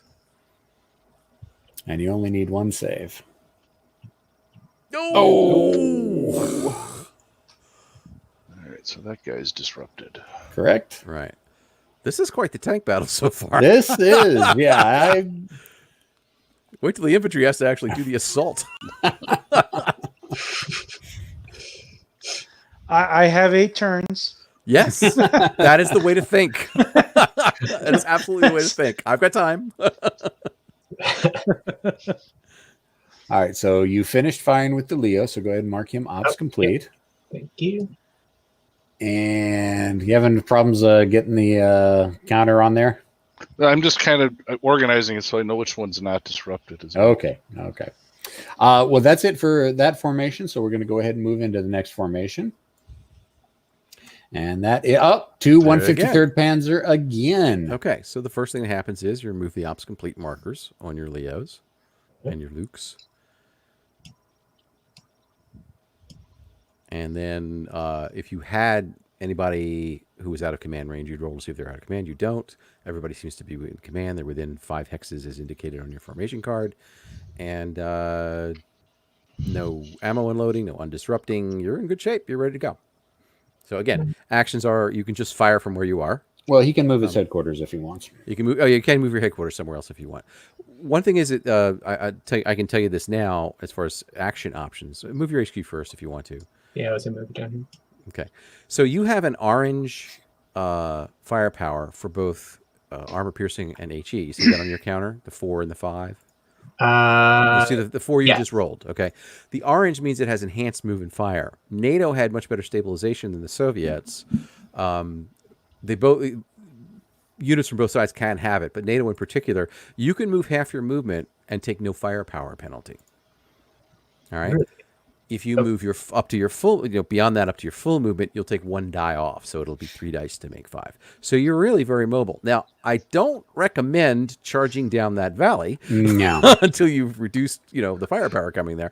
But just so you know, you have that. And NATO looks smaller, but they tend to go twice as much, and they tend to fire twice as much. Okay, so remind me, what do I need to do in order to get that off-board artillery strike that I was? The activated formation is has your HQ, but you also have your recon in that formation. So either the recon or the HQ just has to have the target hex in the line of sight. Okay, so I do have them, and I think I have them in my line of sight here. Which them is who? Which them we talking about? Yeah, I was. Well, I tell you what, drop your fire for effect marker. Take the fire for effect marker from the right there off map and drop it where you want it, and then we'll know. Where are the this one here? Yeah, where are the T2s? They just popped off my map, or not popped off my screen. My screen flickers a little bit. The T62s. Yeah. They're under the ops complete marker here. Yes. Okay. All right, I'll show you a trick that I do. When it's just one unit, I will drop the ops complete marker next to it and say anything adjacent is ops complete. But that's just me, because when you get stacks, you still have to put it in there. Makes sense. Okay. Then we can see the beautiful counters. Okay. So is that right? If Mark Cabrera is out there on one of the feeds, can you Can he do a quick effective numbers analysis of the situation? I need to grab this skill. Because I think they're doing pretty well, actually. Yeah, there's a lot of more casualties happening than I've seen in this scenario before. Well, that lucky T-55 shot Yeah. at long range. All right. Kind of between a couple of spots. So just give me a second. I'm trying to decide which makes sense. Sure. All right. Okay. So, yep, down here at the in the party where we're shelling before. Okay. All right. Roll to see if it scatters. 1 dice. This one here, pick it up. 5 doesn't Five, scatter. Doesn't scatter. Okay. All right. Now you're going to roll your strike reduction check, which is 2d6. And again, it's 2, 3, 11, or 12 for DPICM. I rolled 3. No, 2, Yep. no, 2d6. Yep. Sorry about that. No, that's all right. There we go. All right. So it's full strength strike. So Okay. that's 3 Three dice dice to make at 4, 4. 5, 6. Yeah. Yep. 3 dice for 4. Mhm. All right. There we go. Wow, select them. There we go. There we go. Oh, 2 hits. Oof, 2 Okay. hits. So the armor gets 1 for being armor and gets 1 for the city. So he's got 2 dice to make his armor save of 6. He's not concealed, right? No, he's ops complete, so he's not concealed. Oh, I guess I roll that. Sorry. Yep. Pardon me. I'm sorry. Oh, so that's a good way to remember something is concealed then if it's not ops complete. If it's not ops complete and it's not within 5 of a recon, yeah, it's oh, concealed. cool. Okay. Yeah, and Yeah, it's in that's- cover. that's- And it's in cover, obviously. Yeah, well, yeah, It's it has to be in cover and not Yeah, marked ops complete. yeah, and not obscuring. It has to be in woods or Well, city. So that's yeah. a nice way to remember that. then. So I just missed twice, so that's 2. All right, let's move this over here. I need a disruption marker. I will flip this. Keyboard shortcut worked, yay. Boom. And I'm already ops complete, so I don't need to add a marker. Okay. Leo So, 2s. All right, That's so the those last of the artillery. Okay, so the artillery's gone. Yeah, he's like, oh, the artillery's gone. Yeah, here come the helicopters. alrighty. So we have. Well, the guy's recon isn't ops complete. He can still- Yeah. No, the Oh. recon's not ops complete. Oh. No, that's the thing. He draws fire. You know, he calls down fire and then he gets to move. Oh, all right. Okay. So, all right. This is. He doesn't have to move. You don't have to Yeah. move anybody. Okay, I don't have to move anybody, but I can. Okay, so I do have line of sight on. Mhm. So this is still a. This is a. It's a city hex, but yeah, you have a line of sight on him. Okay, Yeah, because the So- obscuring is only one obscuring hex, and it's right in front of him, but not 2. got it. Okay, yeah, that's right. It's behind that. The other ones are around. Yeah, him. these Sagger guys are like, bring more missiles. Okay, I will take that shot. So that is 4 to get 5. Is that right? Am I 6, reading? 8, yeah, the range is 10, 4 to make 5. Yep. Okay. Because all it is, it's just accelerating ions back. It's not like full on repellents. 1 hit, and I've got explodey stack. 3 dice to make 6 plus 1 for the city is 4 dice to make 6. How come I can never do this thing?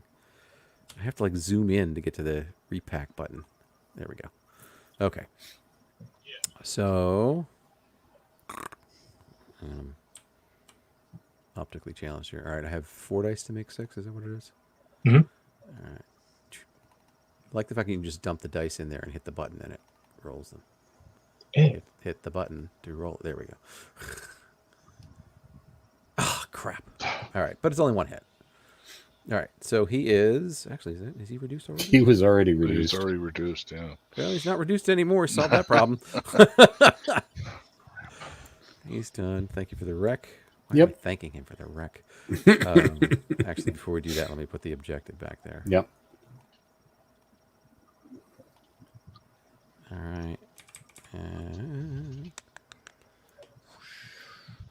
running out of T-55s. No. I still have one. I'm kind of proud of that. So next thing, correct me if I'm wrong. My Ooks can still fire, and I could probably hit that infantry from where I am, right? Your Luke's, well, now the upper right comes into play because it's a soft target. You can't use armor piercing against a soft target. The way you can tell the infantry is a soft target, it has the gold circle, but it has an S in that gold circle. Got it. Also, any vehicles that are unarmored will have the vehicle symbol, but they'll still have an S. So in this case, though, also your line of sight is kind of screwy. I mean, well, you can see the infantry with the anti-tank guided missile team, with the Sager team. If you look at the range in the upper right group, what is that, 4? So Yep. yeah, you could fire at long range against him. Wouldn't give you much, but you would have 1 die to make 5.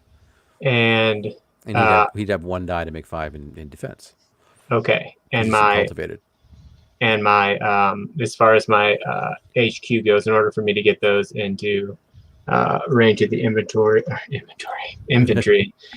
in line of sight with infantry, I would have to actually basically come through these woods or go around them. Correct. Just want to make sure. Yeah, Okay. and they have a slightly longer, long range. I mean, because their base range with HE is 5. So if you get within 10, you can shoot at them. But again, you may want to get a little bit closer, but not too much closer as far as infantry goes. Yeah. So that's infantry range of 3. 1, 2, 3. All right. Rock and roll. Let's go for it. Okay. You don't have. You can move and fire with him, but he doesn't have enhanced move and fire, so you'd end up with 1 die. You'd end up with 1 die to make 5 either way. So you can take your 1 die if you want. Oh, I thought I had to move up that 1 to get in range. Well, you are in range, but you're at long range because you're beyond your 4, but you're less than 8. Got it. Okay. Okay. So if you I want to understand. if you want to take your 1 die to make 5, you can. Yep. I hate those Oh. shots. Hey. I do them all the time, but I hate them. Yeah. Let me just see what I have in here. Okay, so so I've got what am I in? Hang on. Sorry about that. I'm in woods, right? Okay, so I'm in woods, so that gives me 1. So I've got 1 die to make 5 as well. Concealed. Yes, 2.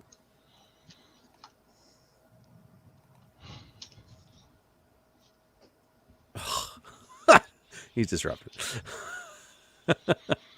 Arr. You are ops complete now. However. Nice shooting with that 20 millimeter.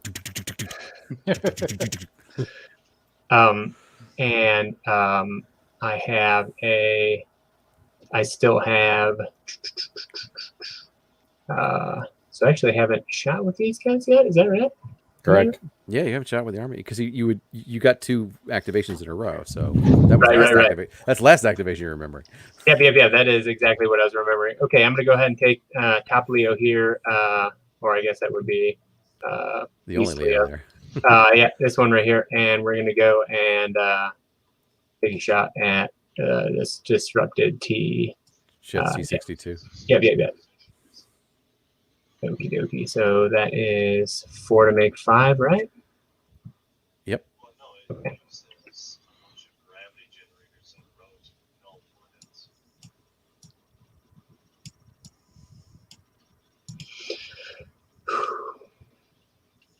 One hit. So, Chet, you've got 3 to make 5 plus 1 for the city is 4 to make 5. Same idea with Hang on. He's disrupted, but he's not line of sight, so he may actually still be concealed. He's still concealed, yeah. So that's 5 to make 5, which is pretty good. Oh crap! You kidding me? There's cracked dice. Come on. Just go ahead and roll that 1 dice over again. Yeah, I've never seen it. Yeah. Wow, 2 saves. All right, he's good.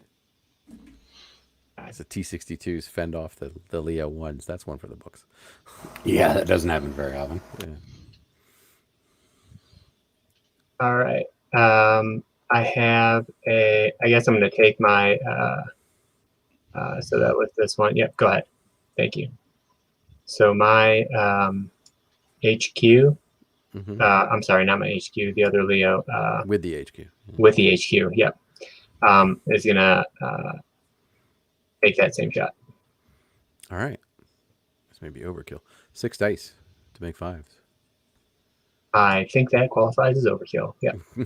That's what they're there for. Mm-hmm. They are the hot knife through butter. As long as it's dice, there's never overkill. Yeah, right. It's true. 2 hits. That's actually very true. I mean, I can't tell you how many times in this game where somebody's had, including me, multiple times, has had like 5 dice to make, 4s or 3s and scored 5 hits. And the other guy rolls and he's got 5 dice because of these various reasons we've been pointing out, and rolled like 4 5s. And you're like, that's just wrong in so many ways. Yeah. But it That happens. only happens in It does. movies. Yeah, it only happens in movies. But this is our movie. This is our movie. That's right. Everybody, I think, wants something dramatic like that to happen in their game. So you kind of have to fudge the odds a little bit toward that. If you make it so low odds that it's like, oh, it happens 1 in 100 games, it's like, well, then it's not really in everybody's game. All right, so I roll 5 dice again.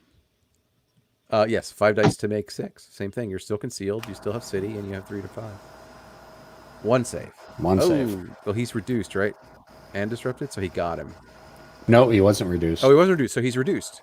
Yep. If you're already disrupted, the first hit will reduce you, and then the second hit will kill you. So, being undisrupted is helpful in survival. So, All right, so that's Nice it grouping. for the Leos. And let's go on to the next turn. Whoops, it's not pull the entire let's do the deck. draw. Let's do the draw. You do the draw to your hand, and then you pull your hand on the table. Oh, come on. All right, fine, I'll draw. Whoops, that's Whoa, the you drew for everybody. I did the wrong. Sorry, guys. Put the cards back in. Exploded it all. It exploded everywhere. I think we just Gambit just walked into this game. So group them, pick them back up. Shuffle that. I think Devin chose the scenario because he just had dreams of Leos rolling 6 dice at once. It happens quite often. Right. So we draw one. Oh, look at that! It's the crap. close air support. I was, Chet, I was going to suggest to move that zoo out to the southern, the town below the river there. But it is what it is. We'll find out. So the Germans get a airstrike, and basically it kind of works like an artillery strike, although there is some anti-aircraft fire to just decide which hex you want to hit with it. Actually, before you do that, you got to see if it gets jumped. Oh, it could get by bounced. MiG-23s. Yep, that's right. So yeah, you roll 1 die 6, and again, 6 is bad. So if you roll a 6, he's been intercepted before he gets to the battlefield. I'll do that. Let's just roll over here. You can roll in the cup. Oh! Seriously. Just saved our butts because we were taking a pounding for that artillery. Good roll. Now, there's another roll to see if that burns the closer, or is that's No, just it's one shot strike? down. It's It's shot. gone. Okay, it's Yeah, gone. it's gone. It's gone. So All right. Andy rolls for the helicopters. New roll. we have some 14.7 ammunition reserve just for them. All right. So the next card coming to play is light Oh, blue that's us. Soviets. All right. So there's lots of stuff going on here because I have reloading, I have disruptions, and I don't have my HQ on the map yet. So I'm going to drop my HQ on top of. I don't need to reload so much as I need to undisrupt.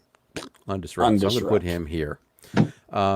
Reloading comes before undisrupting because disrupting. Here we go. So in this case, I'm going to do this. I get 2. So and you can see over here on the card, my red 6 is my morale training. So I'm going to roll 2 dice. Oops. To try and remove this disruption, which I do. 5 made it. All right.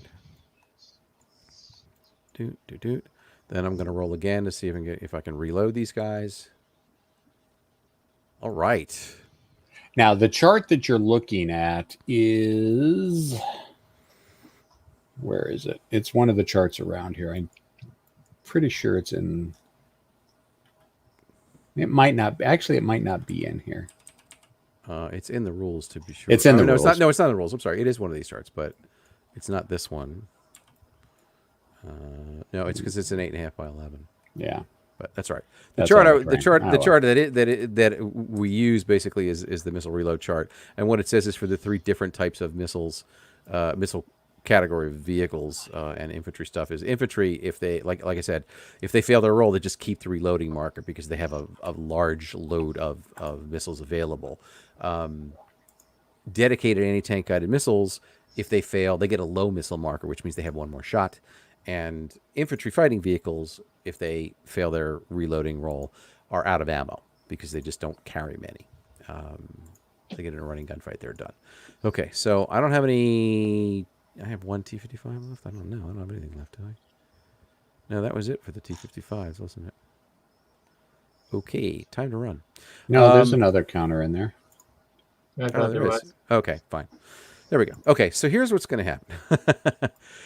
Now I'm into the action phase. The first thing I'm actually going to do, because I assigned this to the infantry, I did not assign him to the armor. There's a reason for that. I'm actually going to do an action with this. I'm going to come in here. No, I can't do that. I'm going to take the HQ and the infantry and move them 1 hex. And then I'm going to take my BTR and move him up to 3 hexes, but in this case only 1, and load. And now he's done. Okay, so they're loaded up. This guy is going to T-55 should have a marker. The ops complete removed. It should. It should. This guy is slightly out of position. So this is 1, 2, 3, 4. Okay. Now I can't load because I moved more than half my movement. Where did my Sagger go? There it is. Support weapons go on top, just so you know. So in that case, I'll just sort of. I mean, I could move the infantry in for next turn. There is a wreck marker, so I think I will. Okay, because stacking is 2. So I'm going to move this back. Now he's not loaded yet. They're separate targets. Okay, I can move and fire with that infantry because I only moved 1 hex. With the Saggers if I want, which I'm like, why not? So the trick is instead of 3 dice to make 4, because I don't have enhanced movement fire, it's 1 dice to make 4. I'm doing it sort of as an example. I normally would just like let him go. I'm not really interested in firing right now, but I will take the shot since I can. So here we go. Woo. I'm not watching the shadow because I'm too far out. 2, 4, 6, 8, 9 against the Leo 2 that's by the bridge. The Leo 1 that's by the bridge. 1 die to make 4.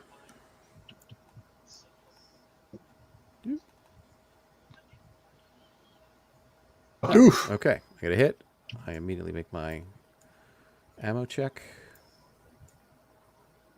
And I fail miserably. Okay. You have 3 dice to make 5, I believe. Or is it 3 dice to make 6? Hang on. Let me zoom in. Yeah, 3 dice to make 6. And you're in the open, so that's all you get. Hold on a second. Trying to get some of these out here. Yeah, that's all that means. Yeah, just make it easier. There you go. So 3 to get 6? 3 to get Yep. 6, yeah. Oh, a sneaky disruption. Okay, I got 1 hit.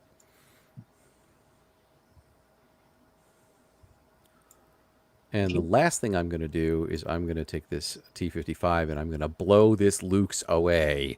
I don't know. The way dice rolls have been going here lately. I don't know, but he's at a range of 5, and 5 when your range is 11, 5.5 gets rounded down to 5. It's point blank range. So instead of the usual 3 dice to make 6, I get 3 dice to make 5. So we've seriously improved. Fire! Oops, hang on. All 3, come on. Sometimes it's a little bit tricky to find the button. 1 hit. Okay, so the Luke's has 1 for being itself because it's light armor to make 6, and then 1 for the woods. It is not concealed, so you get 2 dice to make 6.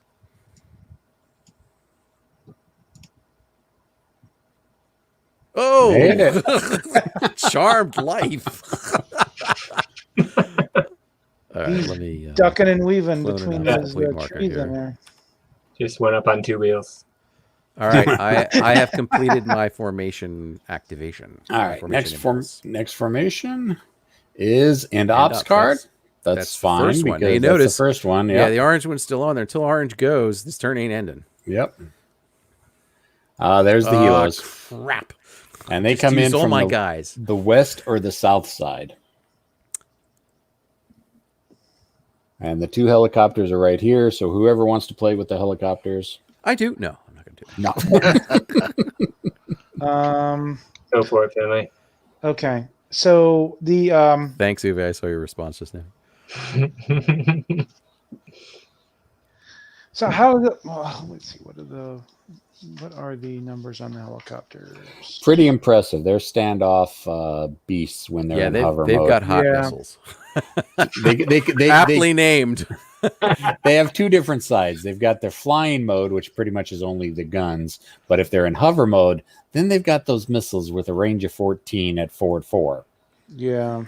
Yes. Helicopters are kind of tricky to teach in a short-term thing, even though when you actually use them, they get simpler. Devin, why don't you play the choppers? Do you realize how long it's been since I played the choppers? Well, that'll compensate because So, Well, that's true. Keith, can I just run this by you? Yeah. So my idea would be to hover them. So let's see, they are what 14.44. yeah, hover means you're not moving. 1, 2, Flying means you are flying well above the battlefield and can be 7, seen. 8, 9, 10. On the other hand, the zoo is behind the city. Yeah, so it can't so if see it. It can't see you until you're Yeah, adjacent, like- unless you come on the. Well, basically, east if side we of it. were hovering right next to Objective C, Mm-hmm. they would have line of sight to the BMPs. Yes. And the Yeah, basically that same T-62. and that They'd have to tweak a little bit south to get the BMP in the northernmost hex. Okay, But yeah, similarly, within 2 hexes of C. Yes. Yeah. yeah. So if we put like one each helicopter in like the Uh-huh. is that I can F2. still let it, but like G2 and F2, Yeah. Mm-hmm. Yep. they would be at 14. Yeah, F2 could and- cover the BMP and G2 could cover the T-62. So then those So- guys can just fly in and then hover? Is that how that works? Or No, what happens is hover in what happens is that you have to pick a mode for a helicopter. That's the first thing they do is they pick, because they don't have HQs. They pick a mode. If you pick hover and you're off map, you're not coming on map. You have to Right. fly on the map, but you can't Right. fly at nap of Earth, which means you're treated in terms of line of sight like a ground unit, so you can run behind woods and cities and hills. You can't fire in nap of Earth, and you are limited to 12 hexes. However, every hex for helicopters costs 1 movement point, period. So in this case, though, what happens is the next time he's activated, and he only has 1 card, he chooses to be in hover, and then he can fire, because the firing stuff is on the hover side for most helicopters. There occasionally are miniguns and stuff like that can fire from flying, but these BO-105s, their hot missiles are what they're all about. So when they flip to hover, then they can fire. So you'll see them coming. And you might be able to reset the zoo, maybe miss, maybe no, because we only have 1 activation apiece. the and- support weapon. Oh, the There SA-7. is the if you've got it, SA-7, there's the yes. SA-7. And the thing is, the altitude-wise for line of sight, when they're nap of Earth, if they're flying on nap of Earth, they're at the same level as the ground unit. When they go to hover, they're 1 level above whatever they're on top of. So if they're on clear terrain, they're going to be at level 1. The woods in front of you, in front of your city, are level 1 as well. They're going to obstruct the SA-7 from the infantry who's sitting right behind that. But if you can get an infantry farther north into the tip, you'll have the same line of sight he does. Right. And so that way, when he changes mode, that's a trigger for opportunity fire at his new altitude. So it's really kind of a race to see who gets their stuff. I guess in to position. shuffle their stuff around. Yeah, and that's what I started doing, was starting shuffling my stuff, because that West German infantry's coming and there ain't nobody to stop them, so we have to kind of overwhelm them with numbers. Okay, so they come through the west or the or the south by the or the other south. West German formation. Okay. Well, it makes sense to come in here. And right now there's nothing that can hurt them. So I think regular flying mode. Right. Now flying mode is one movement point per hex, and there is no limit. You can fly all the way across the map. Fly all over the place. As Dev and I have a big story about. Contact Atlanta. Hit every hex and then put it down. Don't do that. Right. Yeah. Yeah, I don't. And they get an ops complete marker like anything else. Actually, let me. Oh, they're off the side of the map there. Yeah. Okay. You can throw one of those on there. Now, chat, it is possible for our regular units to fire, but because they're not anti-aircraft units that have blue firepower numbers, they're severely restricted. Right. They're only allowed to use. They're basically allowed to fire out to normal printed range, and they lose 2 dice, and they have a firepower. Excuse me, they lose 2 dice on firepower, and they are automatically a 2 hit of 6. So generally speaking, it's 1 or 2 dice at 6, but it's better than nothing. The other thing about anti-aircraft is that you can pool things. So if you have, for each additional unit firing that's eligible and in range, you can add a die instead of just firing independently. So if it's an opportunity fire and you only have 1 shot, you can get up to like 3 dice to make 6 with normal units. When you make the first unit in any aircraft unit, like an SA-7 or something like that, wow, it gets really potent. I mean, battlefields are really dangerous when you're this close and you're an aircraft. Yeah. Okay, I think we're done. All right. Oh, do I need a marker on that? You need an ops complete marker on the helicopter. You have an ops complete marker on the helicopter. Yep. You're good. Yeah. There's either landed or Napa. Right? Yeah, Okay. it's landed is if you decide you want to land. That's usually for transport If you're helicopters. doing transports Yeah. and But Napa Earth is what you would put on if you were flying at Napa Earth. Gotcha. all right. So next formation is There finally. you go. Perfect timing. Okay. Let me ask this, chat, as a fellow Soviet. Do you have an infantry in that northernmost city hex? This one here. Is it loaded under that BMP? Let me see. I can't remember. Nope. Oh, no. Okay.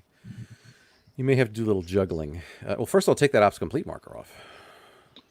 Oh yeah. And then place your HQ. I mean, we may not be able to take out the helicopters, but you may be able to rip his Leo 1s Yeah. now that you have the HQ and the BMPs. You may also want to put your HQ on your T-62s so they can undisrupt better. Yeah, that's what I was thinking. And then I'm going to shut up and let you play. Oh, that's all right. you don't have to shut up at all. You're just fine. All right. So AFK a sec. what do I need? Get this.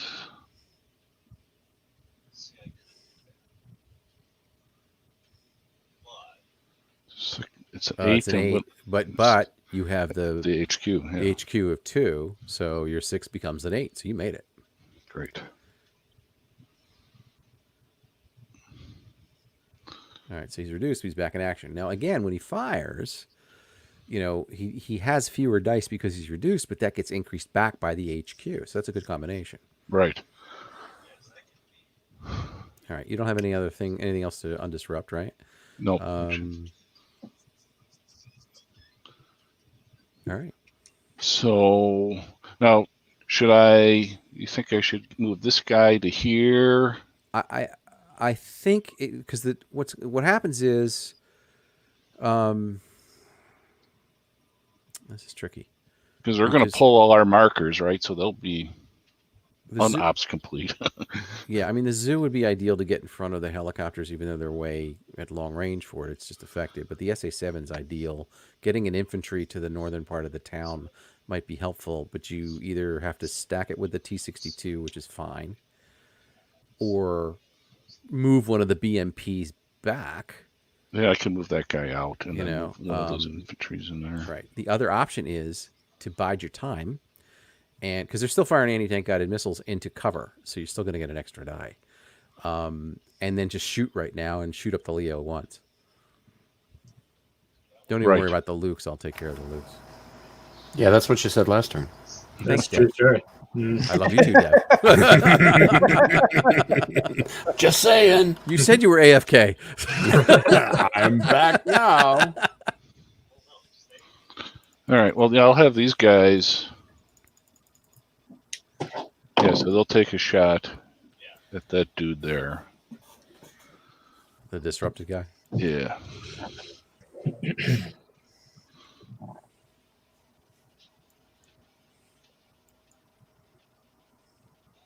Oof. Ooh, one. Damn. That's one. All right.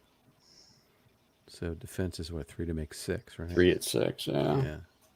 No cover, no Nope. obscuring, Just no 3 to make conceal. 6. Yep, just straight up 3 to make 6. Just needs 1, right? Yep. And There it is. Whew. All right. So he's ops complete now. All right. Well, the other tank, Oh, that's So- right. There's another one there. Yep. Is he full strength? he's full strength. Yeah. All right. Yep. So he's 3 to make 5. Yeah. Yeah. I like the way in Tabletop Simulator, the way these dice go in and out, and just as soon as you have the number, you click and they go. Nope, nothing. All right. No, nothing on that one.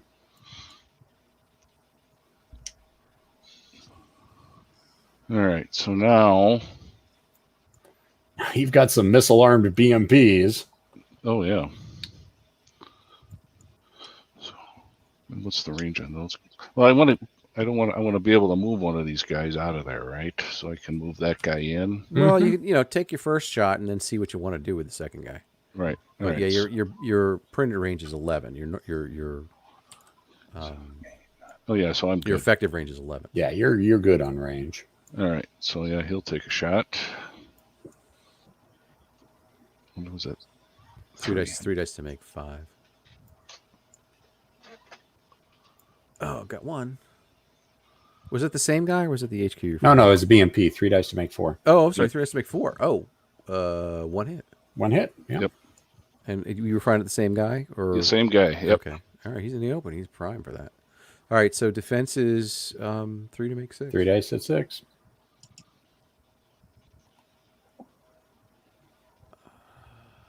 Nothing. No saves. All right. Now you do need to roll ammo on. Okay, so the unit that just got hit, it was disrupted. It takes 1 hit. Was it already flipped? I don't think it was. No. Nope. So it takes 1 hit, so it gets flipped.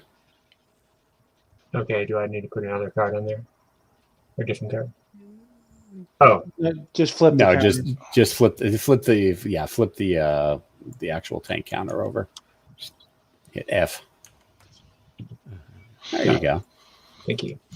Yep, you're welcome. And you failed your missile Yep. ammo? Okay, so you're now low ammo as well? Or reloading, I should say. Reloading. Yep.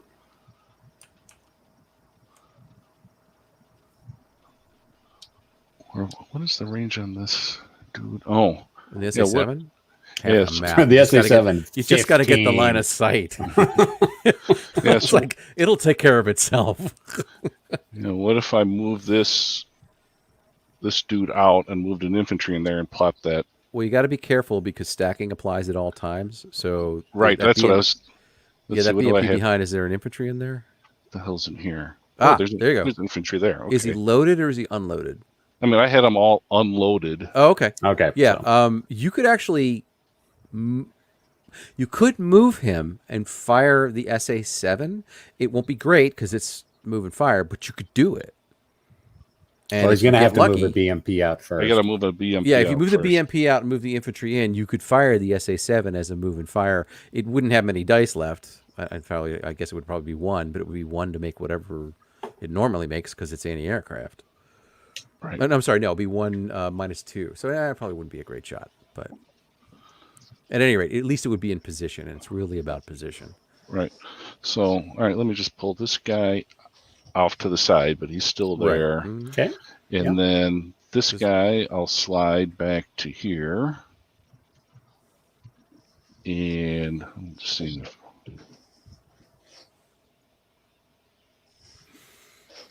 That's one. Let's see. Where else could I move this guy? You could move him. Oh, no, I can't get to there because Yeah, there's a bridge. Well, do you have Oh, two yeah. guys? You have 2 guys in the. I got 2 guys oh, there. Right? Yeah. I mean, you could cover the zoo with it and then move later or something. like yeah. that. All right. So I'll just move him there. And then plop that guy there. And then bring this guy Take a look here. to there. Yeah, see, he's 3 to make 5, but moving fire, he would be 1 to make 6. So, I mean, you're going to be ops complete anyway, so you may as well take the shot. Now, do I have to roll for reloading? You would have to roll for reloading, and if you don't want to take that chance right now, then just stay put. No, I don't want to take that chance because then, then I can maybe get a shot at him. Get maybe a shot at him, right? So, right. Yeah, just make sure to mark your guys who moved ops complete. Right. All right. So do that. And do that. He actually has the he's reloading his ammo or missiles. Right, the BMP is. Yep. And then I got to put an ops complete. Oops, I need to steal one from somewhere. This guy. All right. And nothing going on over here yet. Nope. So I guess that's all I'm going to do. All right. So since all formations have now activated in this turn, the end ops card did go back into the formations deck. I shuffled it a bunch. We'll shuffle it a bunch more. We've got 2 formation cards left. One of them is going to be the end ops. It's going to be a 50-50 shot either way. Oh, nope. Blue West Germans get to go again. Okay. So, first thing you're going to want to do is remove your end ops markers. Yep.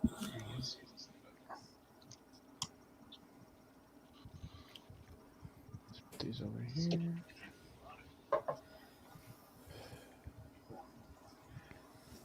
You've got no disrupted units. You've got no low ammo. You can move your headquarters wherever you wish. Well, to one of your other units. It's like, do you want to look left or right? Yeah.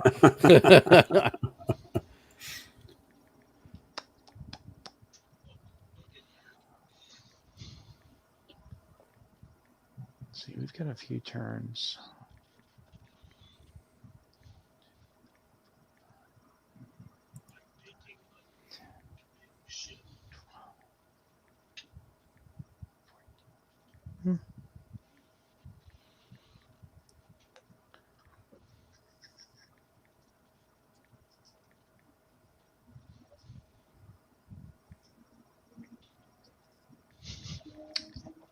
All right. This is going to be a boring turn. We'll move him here. Those martyrs don't have move and fire, do they? No. They don't have enhanced. They can move and fire, but they don't have enhanced. Anything can move and fire, but the ones that have enhanced move and fire, which have the orange firepower numbers, have much less of a penalty doing that. And NATO has the edge there. But if I got a pot shot, I guess 1, 2, 3, 4, 5, 6, 7, 8, 11, 12. It'd be a long range shot. I mean, Jeff Schulte, the moving shot for the SA-7 would be 1 in 5. Yeah, we figured that out.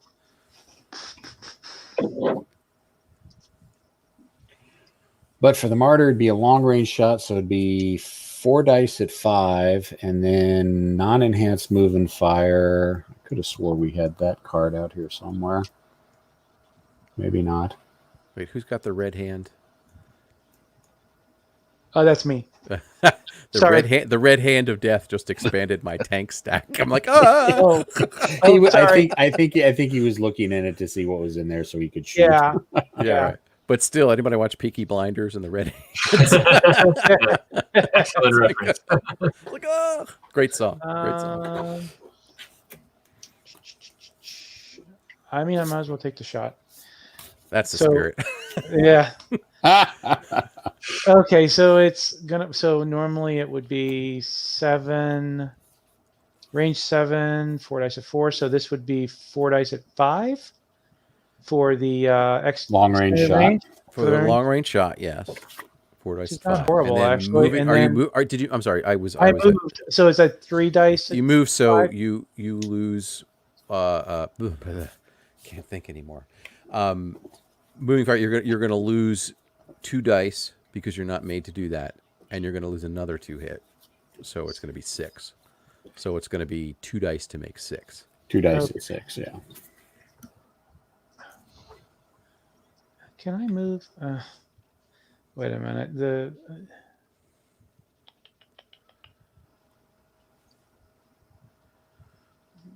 chat window gets in the way there. There we go. Nope. Nope. All right. And then you have to so- roll for low ammo. Yeah, you got to roll for your ammo check. Oh, those are missiles? Okay. Yep. Oh yeah. Yeah, if it has a green firepower, 2 it's dice? an anti-tank item missile. 7, you're good. You're good. German. Okay. Extra missiles. Actually, it's really what it really represents is fire discipline. It's Yeah, how many right. kills you're like 90% hit rate. Yeah, when adrenaline's not flowing and they're not shooting back with 14.7s and you know, there's not smoke all around. Come on. Okay. Okay, so these guys will just go here and then here. And let's see, my headquarters is 5, right? Your headquarters moves with whatever unit it's with. No, I mean the Oh, the range. Yes. I'm Command sorry. range Yes, is 5. 5, Yeah, you right? can see it on your formation card there. In it's the green. the green 5. Okay, Yes. cool. Mhm. All right. We tried to make it big, so if you're sitting across the table, you can still see it.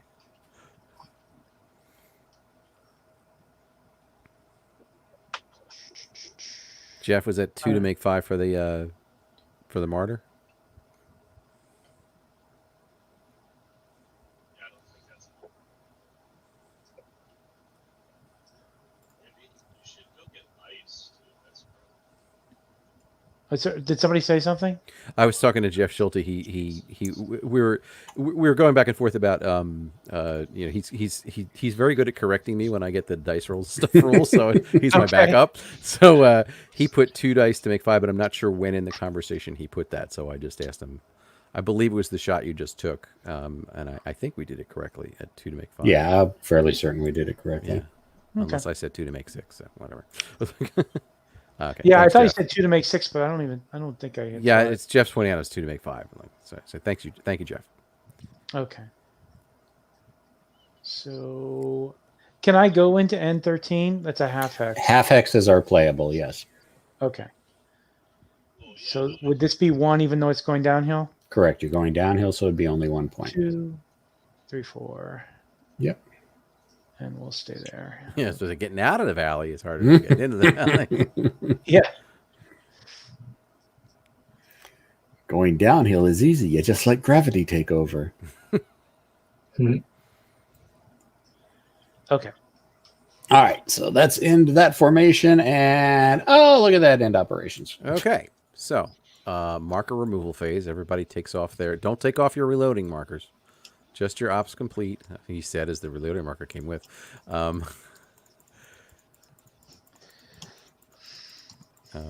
Actually, do I have another one in there? I do not. What about there?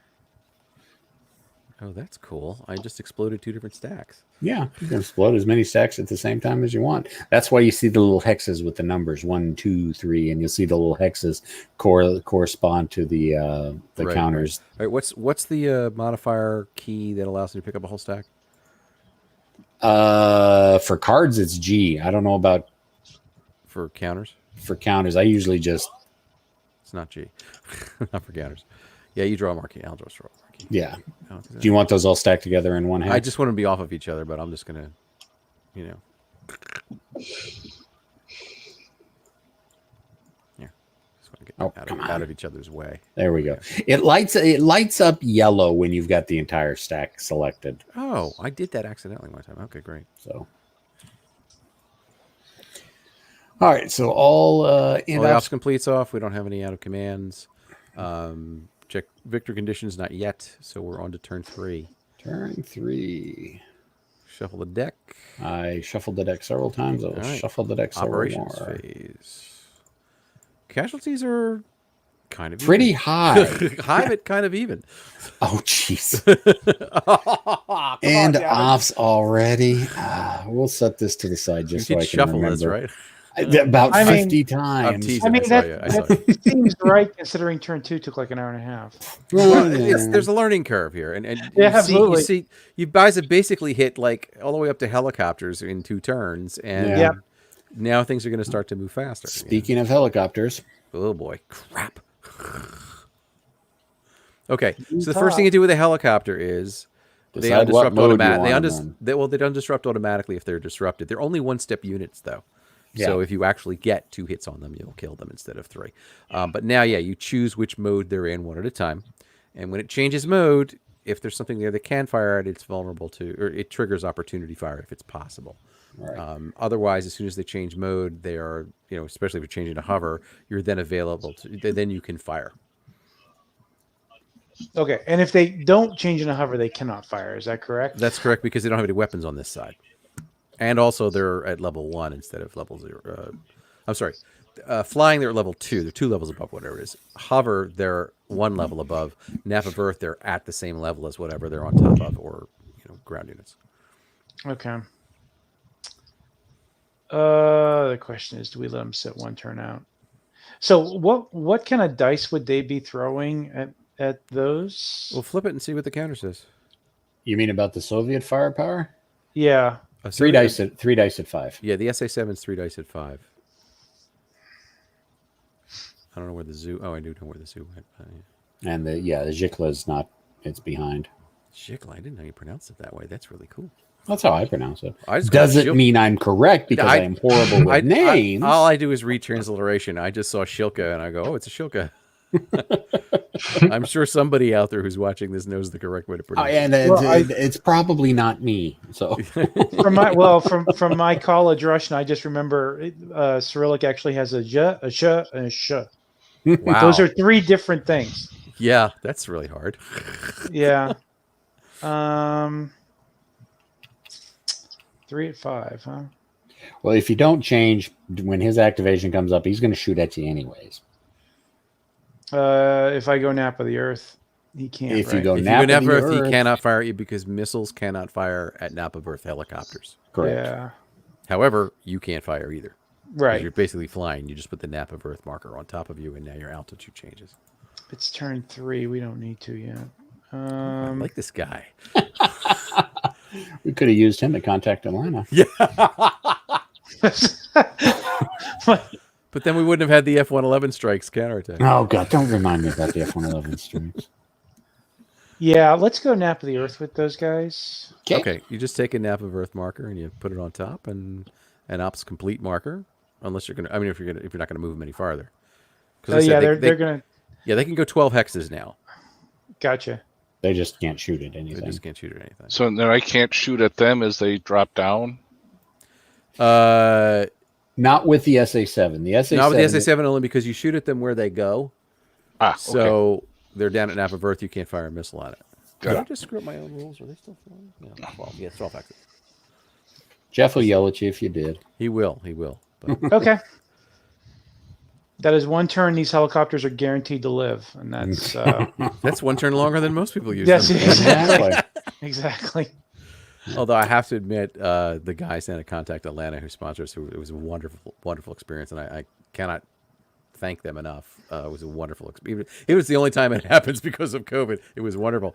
They were so kind to us and so generous. But they in preparation for that, they were shooting videos of scenarios they were doing, and they really know how to handle these helicopters. Oh my! I couldn't believe it. I was like, wow. They're like getting infantry on and doing an assault and getting infantry on and moving on. Yeah, they. It was rather an education. impressive. It really Yes. was an education.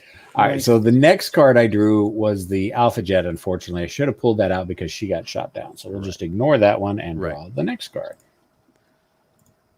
Oh, Thank you. I wanted a card. I see that deal, 52 pickup. and I see the Not deal. deal, It comes draw. up draw, You have to draw, right. and then it puts it into your hand. Yeah. Fortunately, I know how to fix it relatively easy. Okay. Shuffle some more.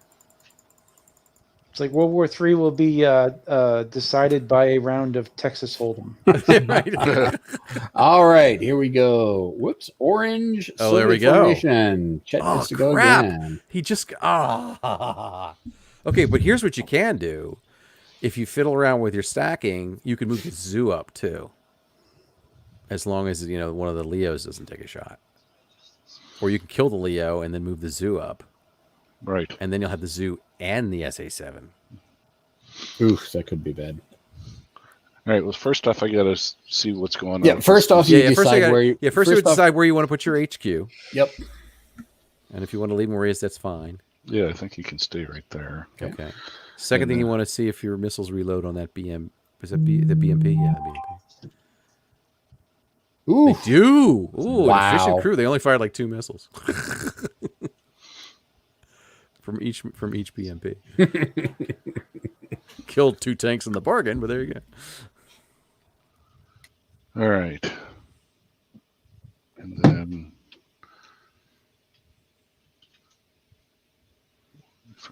Oh, 2 tanks there. All right. Yeah, one's reduced with the HQ and one's normal. So, all right. Well, I'll take a shot with the HQ dude at this That Leo, yep. that guy there. After you take your shot, I have an observation.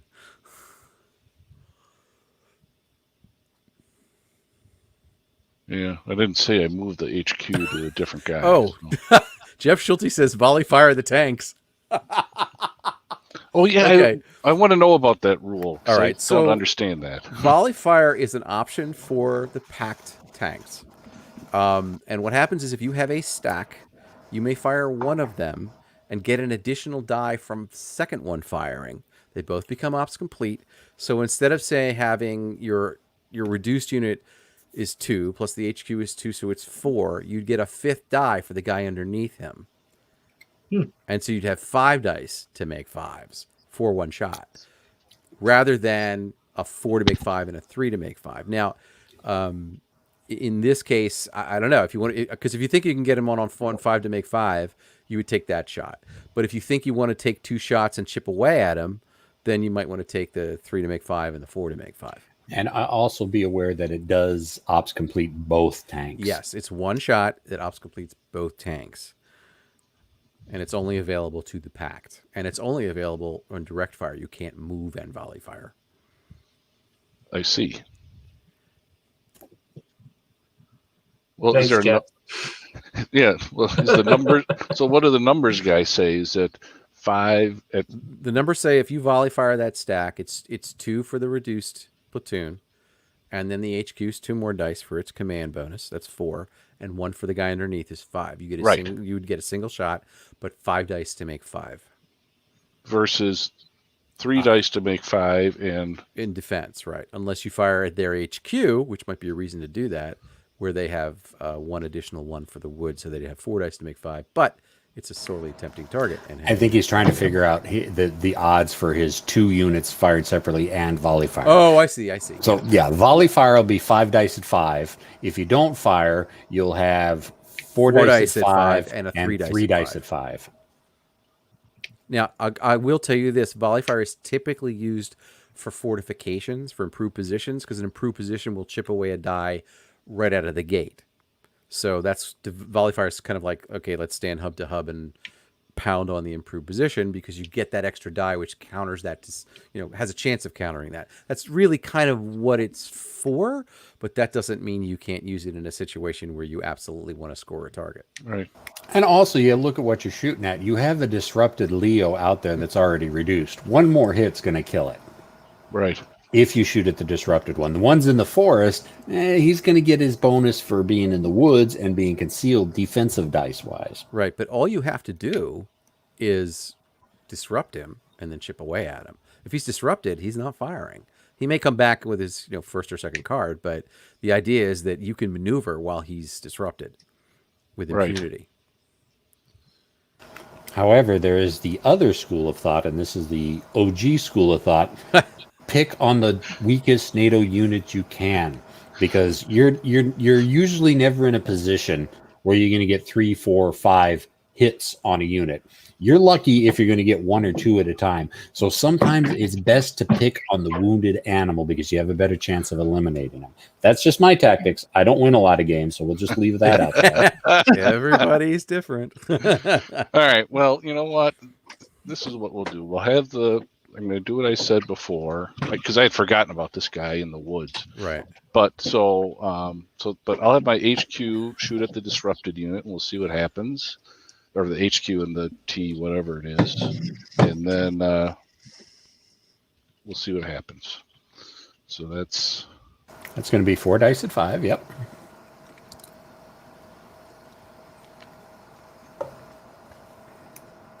Oof. There's 2 hits. All right.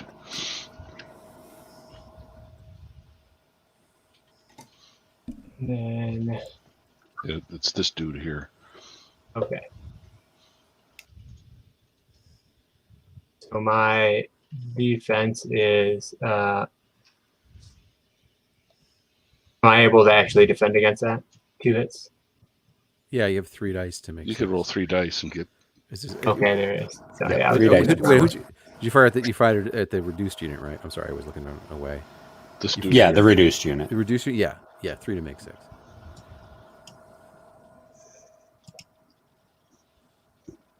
Oh, so close. close. So close. All right, he's gone. So my comment is that the Leo 1 is a late 1960s, early 70s tank. So is the T-62. Other than the enhanced move and fire, this is like a 1970s battle. Yeah.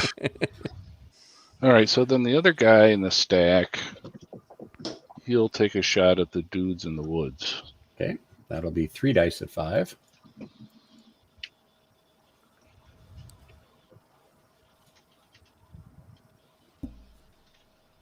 Oof, jeez.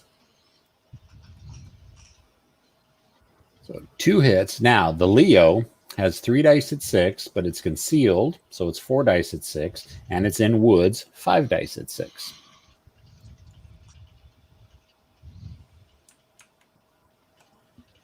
We'll try to save twice. Well, one got saved. Got one. So But it just disrupts the unit. Yep. Nothing about just disrupt. I have to mute for a little bit, but I'm here. Okay. All right, so this whole stack now is finished.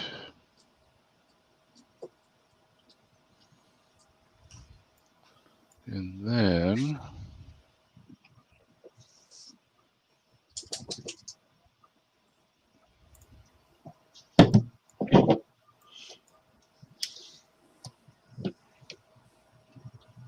I don't have anybody there.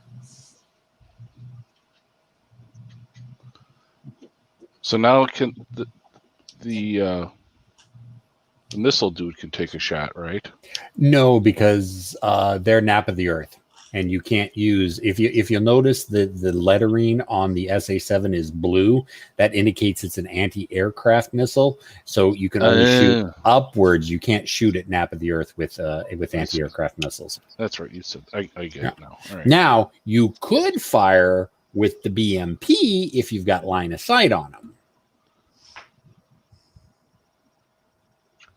Looks like I do.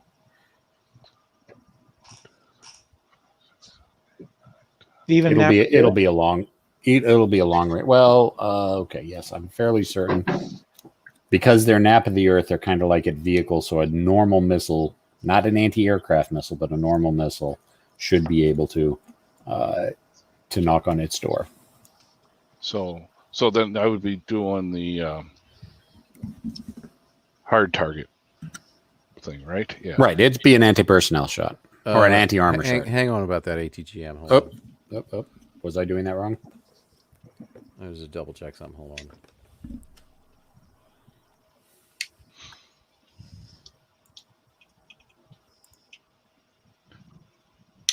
Oh, yeah, no, it'll be huge penalties because it's firing anti-aircraft. Oh, yep, you're right. No, you're right. It's I know where to look sometimes, and sometimes that's all I need. Firing at an air unit with a non-anti-aircraft is very difficult, and hang on for a second. You can't fire missiles at a nap of Earth, so any missiles. that's what I'm double checking because we went back and forth on that in terms of the wording, and so I'm not remembering what our final wording was, and I don't want to be wrong in case I am wrong. So give me a second and I'll check that out. Yep. Well, what I think I want to do is I got to get this guy somewhere. Oh, I know what I want to do. Okay, so I'm going to... Oh, no, shoot.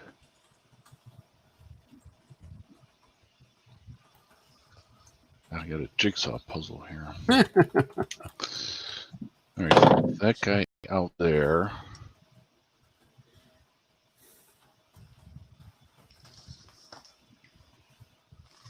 Somebody's got West German traffic cop duty. Right.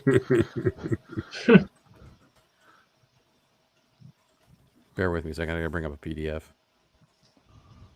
All right, I'm going to move this infantry to here. Oh, yeah, and then move this BMP to here. That's good. And then I'm just going to move this dude here. I think that's all copacetic. Yep. And then You had at least one unit in a hex to be able to slide Right. another unit through it. So yep, you're all good. All right, so those guys are ops complete. This guy isn't.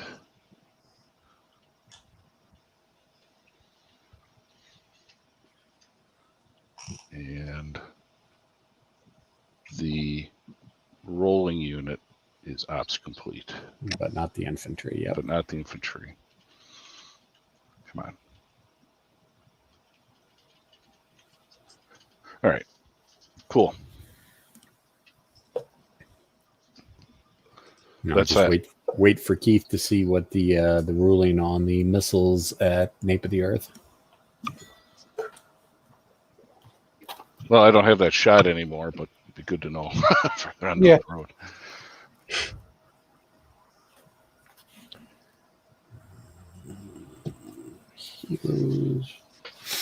All right, so are we comfortable enough to continue? Yep. All righty, next formation card. Make sure I draw it this time. West German Leos. All right. So the first thing you do is decide where you want to move your headquarters unit to. Right. I think we're going to Probably want to keep it on the Leo. Yeah, I'm looking like, well, I have A or B. Okay. Right, I got it. So I have to I have to roll to get the get rid of The disruption. and that is Your command rating is 7. You've got your headquarters with you, so you need a 9 or less. and that's with 2 dice. right? Yes, sir. All right. So these two. Oh, nice. 2 dice, not 5. Oh yeah, I was just I didn't mean to roll these two. Yeah, I was just rolling. The only ones I had selected were Okay, those, yeah. I get these I out of the kind way. of figured because I saw your hand moving over those two. So that's a 9. So that's Okay. fine. Okay. So that'll remove the disrupt marker. Alrighty. I have that And- answer when you're ready. Okay, yeah, yeah, go let's ahead. go. Let's go ahead and hear it. Yeah, Keith. so you can't use ATGMs against flying targets. Okay? It needs to be a black or an orange AP or a blue. Obviously, missiles can't track nap of Earth helicopters. ATGMs cannot be used against anything that's flying. That's A right. landed helicopter is what you're remembering that it can Right. fire at. Yep. You're right because that's how they were devastating at Contact Atlanta. The Right. the Spetsnaz choppers. Yeah. Exactly. So That makes sense. All right. So if I move forward, I'll wait and line of sight.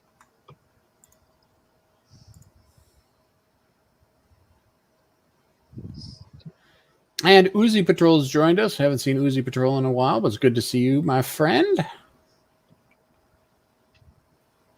All right, so I'm thinking if I move my Leo out a hex forward, I'm basically putting them directly in the line of fire of those Sayers. Is that right? Yes. Yes. But also, you do have cover from the Rex. You get an extra die from the Rex. Not that you want to build a bridge of Rex to get to. Right. That is good advice. And I am, and even being in cover there, I still have. So I'm not able to actually shoot at these guys down here, but I can still. Which ones were you wanting to shoot at? I was thinking that I could shoot from here to here, but I don't think I have line of sight. No, you don't have line of sight. No, that's yeah, blue guys now. Yeah. You shoot at the guys in the city, though. Yep. That is the plan. All right. Is this still the T? Is that still the? Oh, that's where the HQ is. Yeah. That's where I'm shooting these guys. Okay. All right. So check your range. So.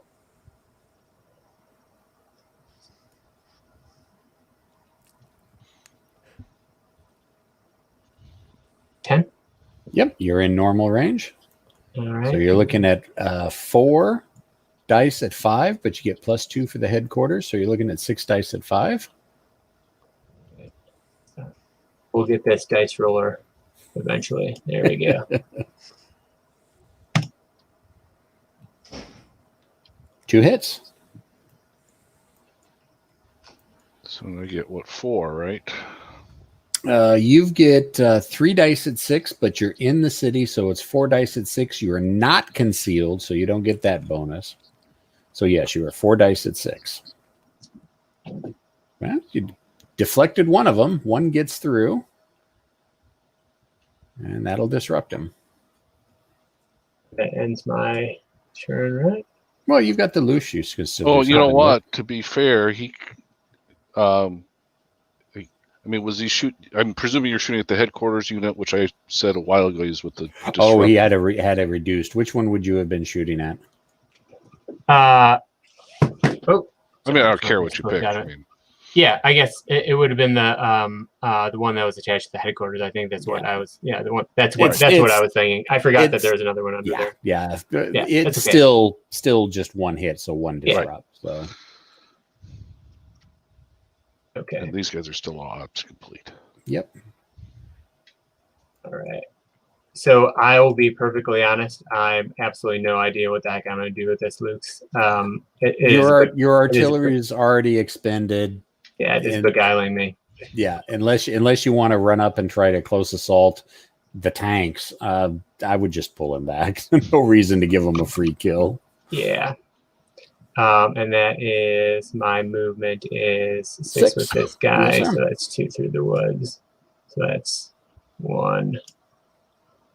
And do I have to? Is this? Am I obscured? I'm not in anybody's line of sight, so I can. The only people who could shoot at you currently are these guys down here are ops complete. This guy's got low missile, and let's see what's in here. Yeah. Yeah, those are all out of range. Okay. Alrighty. Yeah, and that would be 6. Okie doke. Alrighty, next formation card. We got the Soviet light blue.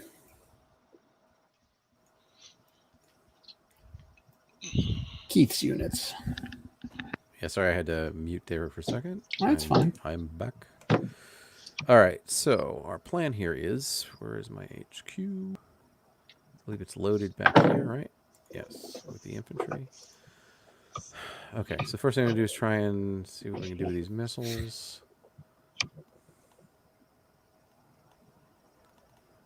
Oh, no, both. Come on. There we go. Oh, nope. Okay. So now this is an infantry. I'm sorry, this is a Sager. It's infantry support weapon. nothing happens to them. They don't go low ammo. They go no ammo. They just keep that reloading marker, so they're not going to fire as long as they have that marker. Okay. All right.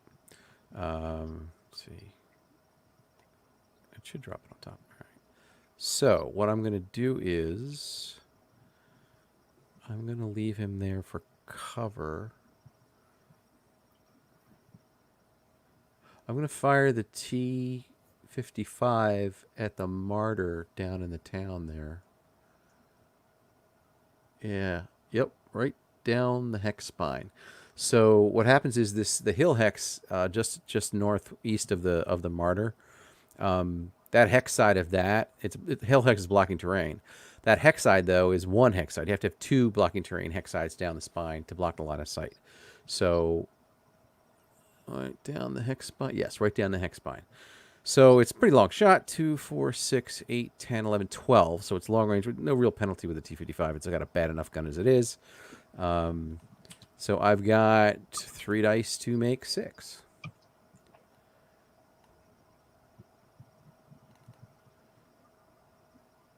Boom, miss. All right.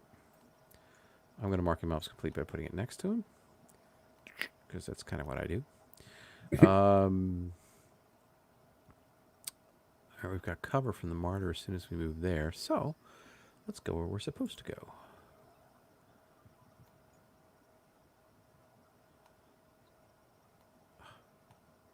Hang on, gotta do the marquee thing.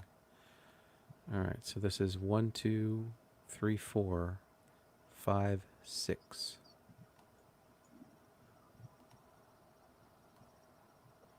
These ops complete. Question is, do I do that or do I do that? I think we're just gonna stay put.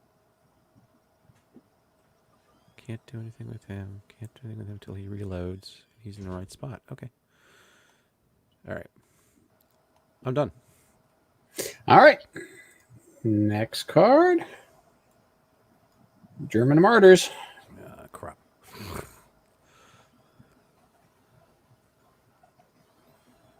That other ops complete card would be nice. That'd be really helpful right about now. Although we're leading on the casualty list.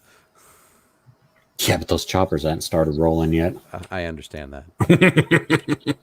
If they're in nap of earth and not moving, they're just as good as not there. I know. It's all the timing.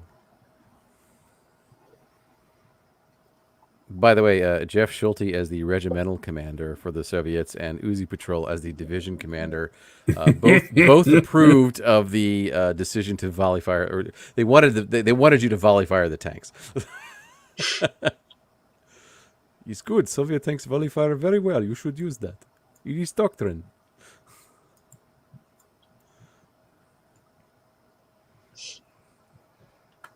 Well, if I get another shot, that's what I'll do. Yeah, there you go.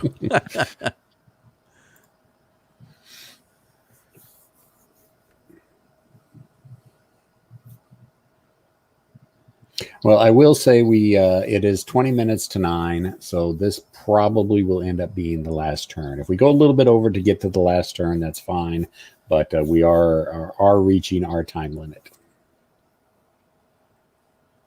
I didn't know we had a time limit. Just kidding.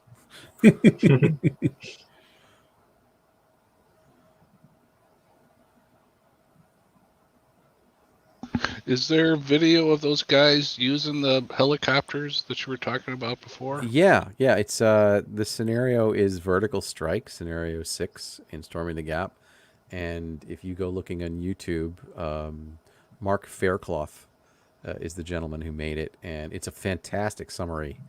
It's like a half-hour strict. Really? And it's well produced because he gets right to the point. He has excellent graphics. Just fantastic job. Oh. Yeah, I'll find the video for you. Actually, I'm playing that scenario with my son. We've taken a break, and he just got his helicopters on the board. So there you go. That's awesome that we can take a look at that. Yeah. We haven't gotten back to that game in about a week. So. Yeah.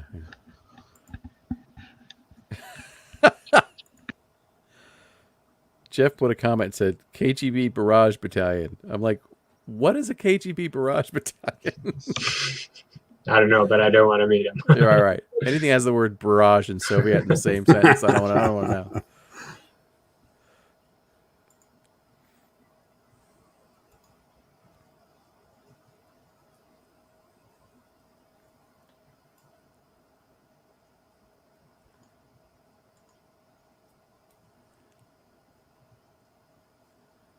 Well, this scenario looks like it'd be good for the solo assistant too. Yes. Yeah, well, I mean, they all work. Oh yeah, I have a good time with that solo assistant, but I'm glad. It was, you know, when I started to test it. I mean, I'm big on the narrative of the game, even when I'm not using the solo assistant. I don't usually use the solo assistant because I just I like shifting shoes, you know, take a breath, whatever in between. But some people, it's like, I mean, I completely understand people want to use a solo assistant. It's really popular. And then I started using them, like, now I know why. Because it really just, it seems to work. So if I do say so myself, I was very pleased with the way it turned out. So I'm glad you're enjoying it. There's a lot of people who are enjoying it.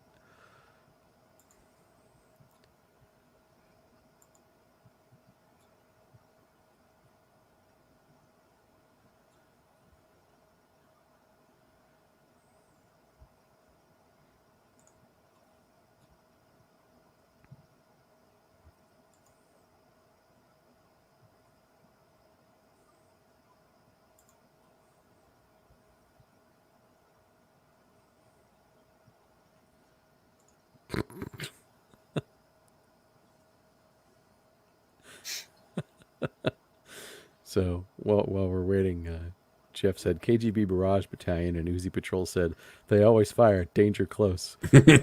and Jeff said, let's just say they got your back. He's KGB Commissar. Not again. We lose more guys from him than we do from the West Germans.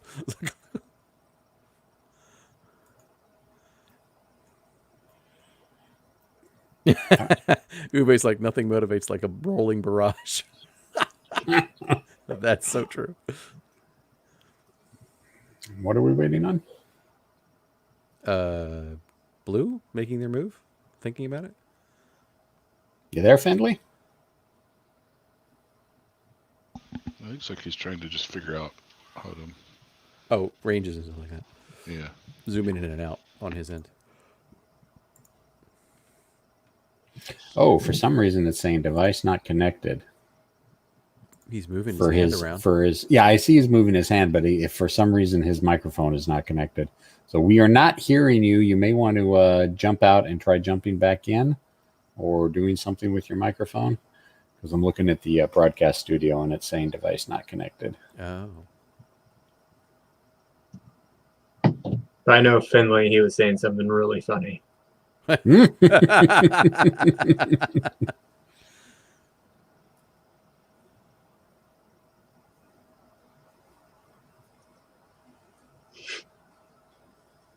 I don't even know if he can hear us. Do you have a way of touching base with him outside of... I just did. Oh, Okay. Because it looks like he's moving his cursor around. Ah, there Yeah, we yeah. go. Sorry, There we go. completely blocked out on me. I don't know what Oh, happened. no worries. Ah, we was- got you back in. No, It, no it big was deal. it was Soviet EW.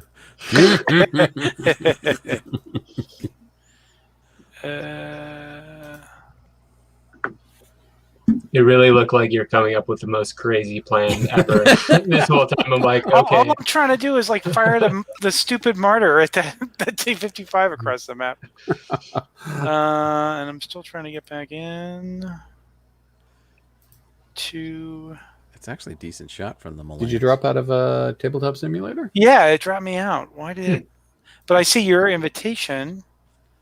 Here, hold on. Let me... Well, It's relaunching. it says that you're still in game, and we're watching your cursor move around. Now I'm here. It's Okay. very weird. Okay, cool. Might have been just been a burp in the net or a glitch in the matrix or something. Yep. Okay. So yeah. So finally, I'm screaming like, "Can you hear me? Can you hear me?" It's like, well, of course, obviously not. I should have stopped screaming 3 seconds in. Okay. 1, 2, 3, 4. How far was your shot? It's 12. 12, right? So it's long range. Right. So that would be what, 3 dice at 4? Instead of 4 dice to make 4, it would be Range is you add 1 to the hit right. Range, it's harder to hit, so it's 4 dice to make 5. Gotcha. You don't have any fewer shots downrange though. Gotcha. Okay. All right. Might as well do that. All right. Oh my goodness, I got my lance coming at me. Nicholas will be so happy.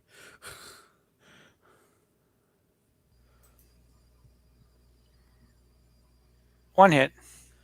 All right, and I've got 3 to make 6 plus 1 for the woods. 4 to make 6.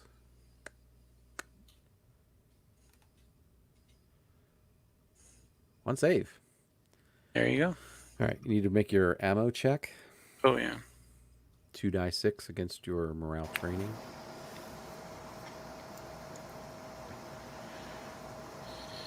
Oof. Oh, okay. So they get an ammo reloading marker.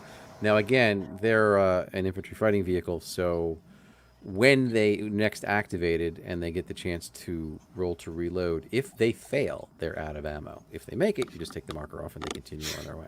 Gotcha. And we need a... Oh, it's complete, yeah.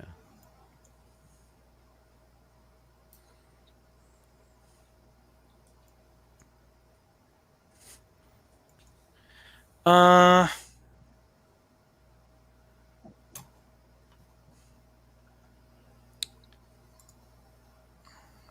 1, 2, 3, 4. Then these guys will go here. 1, 2, 3. Yeah. And that is that. Alrighty. Next card. Draw the next card. Yeah, and not the entire stack. When you guys have played this scenario a bunch of times, when does the final assault usually start on the town? The West Germans typically get into position, and then the question becomes how much gets suppressed and destroyed on the north side of the river. Yeah. But because it is 10 turns, you can take 5 or 6 turns before you get the in position. But the trick West, is, West German blue activated again. Oh, there you go. Yeah. Okay, so then the first thing.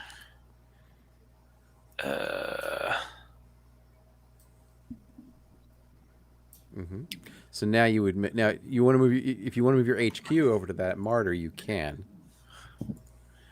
Which this martyr down, or which martyr? The one that's reloading. Oh, to get the dice. To get the bonus, yeah. Yeah. Okay, Yes. that makes sense.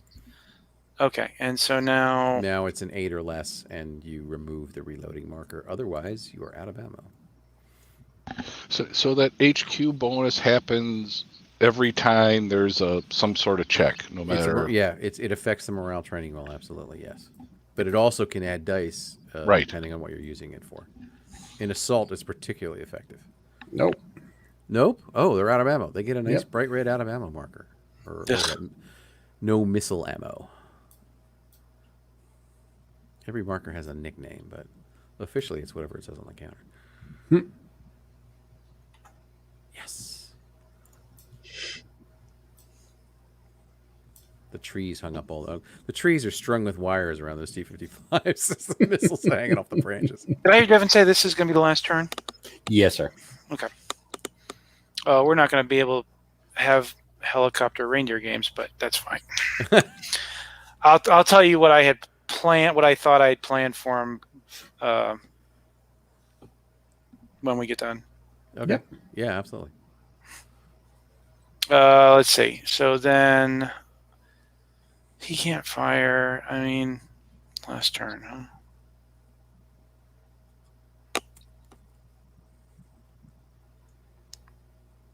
I mean, there's nothing I can really do. I mean, if the game were going farther, this would be a turn to, move up and get into position without getting shot at. Yeah, prepare for your, it wouldn't be it would be like the rally point as opposed to the assault positions. Right. To me, these woods in this little thing here right. were going to be the. And you take out as much as you can and disrupt them as much as you can, because otherwise you got to cross-bridge assault, which is one of the least advantageous ways to assault. But if you can disrupt everybody, that doesn't make a difference. Yeah. So these support weapons, they can only come in during when your card comes up, right? During your formation. You can bring a support weapon up at any time. In other words, you can bring it up for opportunity fire. Right. Okay. 3, 4. Oh, these maps are genius because this is 1, 2, 3, and that makes that Sager totally useless. Well, it has a It's minimum. beautiful. It has a minimum. No, it has a minimum range of 3.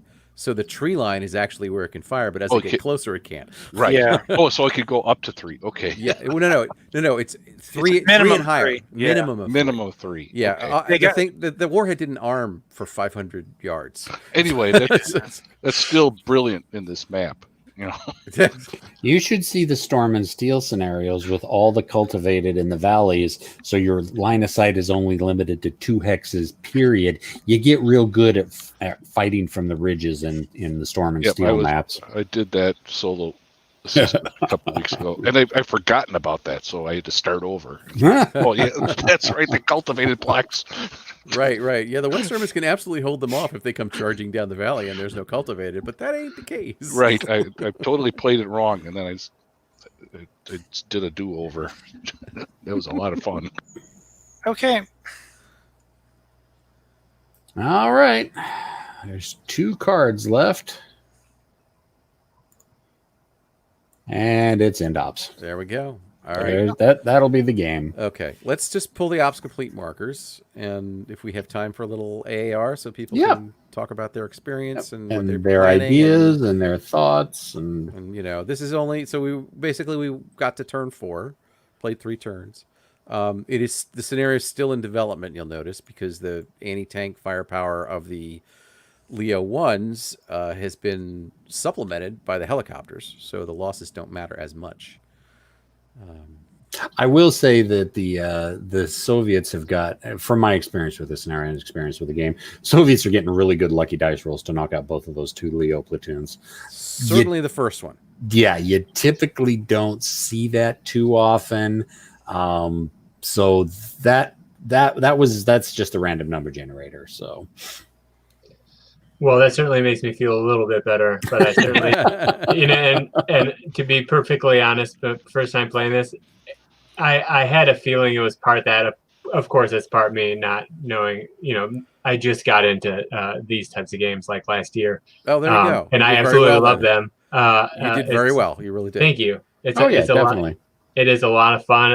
After that first one went down, I'm like, I should have probably rethought my strategy. I just, I did have a really good time. I think from my point of view, having the more of these types of scenarios they get to play and playing with more people and kind of learning from people like you all who have that kind of perspective of what to do and how these things actually work.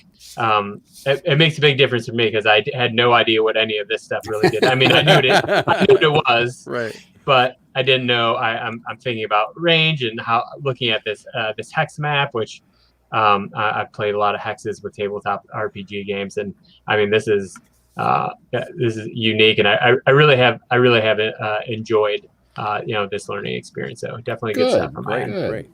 I can say that one lesson that I think you kind of learned innately was that in a game like this, a lot of it is psychological. Yes, you lost 2/3 of your Leos, but you still got your HQ and an effective platoon left, and you've got the Lukes, and you've got reinforced. So the one formation did what it did. It got unlucky, but because if you can psych yourself out by saying, "Oh my God, I've only got 1 unit left," but you can say, "Yeah, but there's like 2 sections of BO 105s behind me." So yeah, it really. I find more game. I think I when I do win, and Jeff Schulte, by the way, beats me constantly. When I do win, that it's a psychological game of can I hold out? Because both sides. The best part is when both sides think they're losing. And then you're like, but and then somebody wins, but you're like, I thought I was losing the whole time. So did I. Good stuff. And with this game, I think that is a mental hurdle, mean, you just think like, oh, I have tanks and infantry. Like, no, you have formations. And so Right. like a formation has basically you think of it like a formation has a job. Yeah. And do they do their job or not? I guess at the end of the day, right? Because that's how it really works anyway. Yeah, and it's war, so some formation is going to pay the ultimate penalty. The question is which, when, and how much they took before they went down. So based on, I will just tell you, based on the way things happened in the last turn and a half, I was actually going to bring these helicopters all the way back down here and attack from here. Now you're scaring me because that was an excellent move.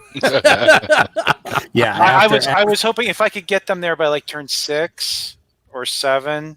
You could get there on one move if you do it right. Yeah, right. Because Well, the anti-aircraft stuff is basically at the north side of the city.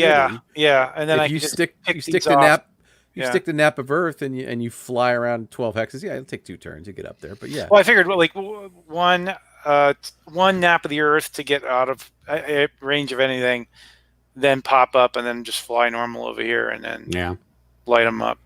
Yeah, that was going to be my idea because that's really the only way. Because with only, I mean, it is an interesting little tactical nut here, right? I've got 3 APCs and 3 infantry. You've got a full company.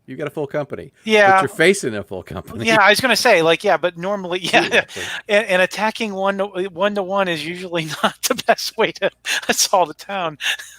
So I don't know if Mark Cabrera is still on one of the feeds, but he wrote an article that we're publishing shortly, actually. We just did the final proof on it of effective numbers. And because NATO tends to have 2 activations, you sort of have to count them twice as much. Yeah. So, and you see who's in, how many are in line of sight, and you kind of try and divide your enemy, and hit a portion of them, just classic military tactics. And if that works, it works. It's what you were proposing was absolutely the right way to do it, because those helicopters, that's their threat, is their movement. Because suddenly you're over on the left flank instead of being on the right flank, and we're doing this whole plan and moving vehicles, and now you're south of the city and we can't even see you. Yeah. So yeah, that would have been interesting. All right, yeah, thank you very much, guys. This was thank you guys for playing. Yeah, Chet, your thoughts and opinions, Chet? Oh, I agree with what everybody had just said, and I think this game is a blast to play. I love the card draw because that really just because I think Keith and I were going, oh geez, we're just hung out to dry out there. We need that end of operations card, and it's just like the tension of the game, and and it's and I like how there's save rolls and all that other stuff. So I mean, I think it's a lot of fun, and I'm glad you guys set this up because it's just nice to play with people. I mean, I play with my son every now and then. Oh sure, yeah. But I mean, this was a lot of fun. This has been great. Great. It's also nice when games like this have you can see the maneuvering happening on the map, and it's the arrows are working out in your head, and it's like, oh yeah. It's not just like line the counters up and roll the dice. Yep. Right. There's a dynamic to it. I mean, you feel the movement, and there's timing to things and positioning to things. And I think for me, and this is just for me, it's about tactics. Tactics are what you do when there's something to do. Strategy is about what you do when there's nothing to do. Okay, I'm going to increase my production rate. Tactics is about, okay, he's got these T-62s that are in a valley. How do I suppress these guys so I can get close? That's tactics. Yeah. Set the valley on fire. Set the town on fire.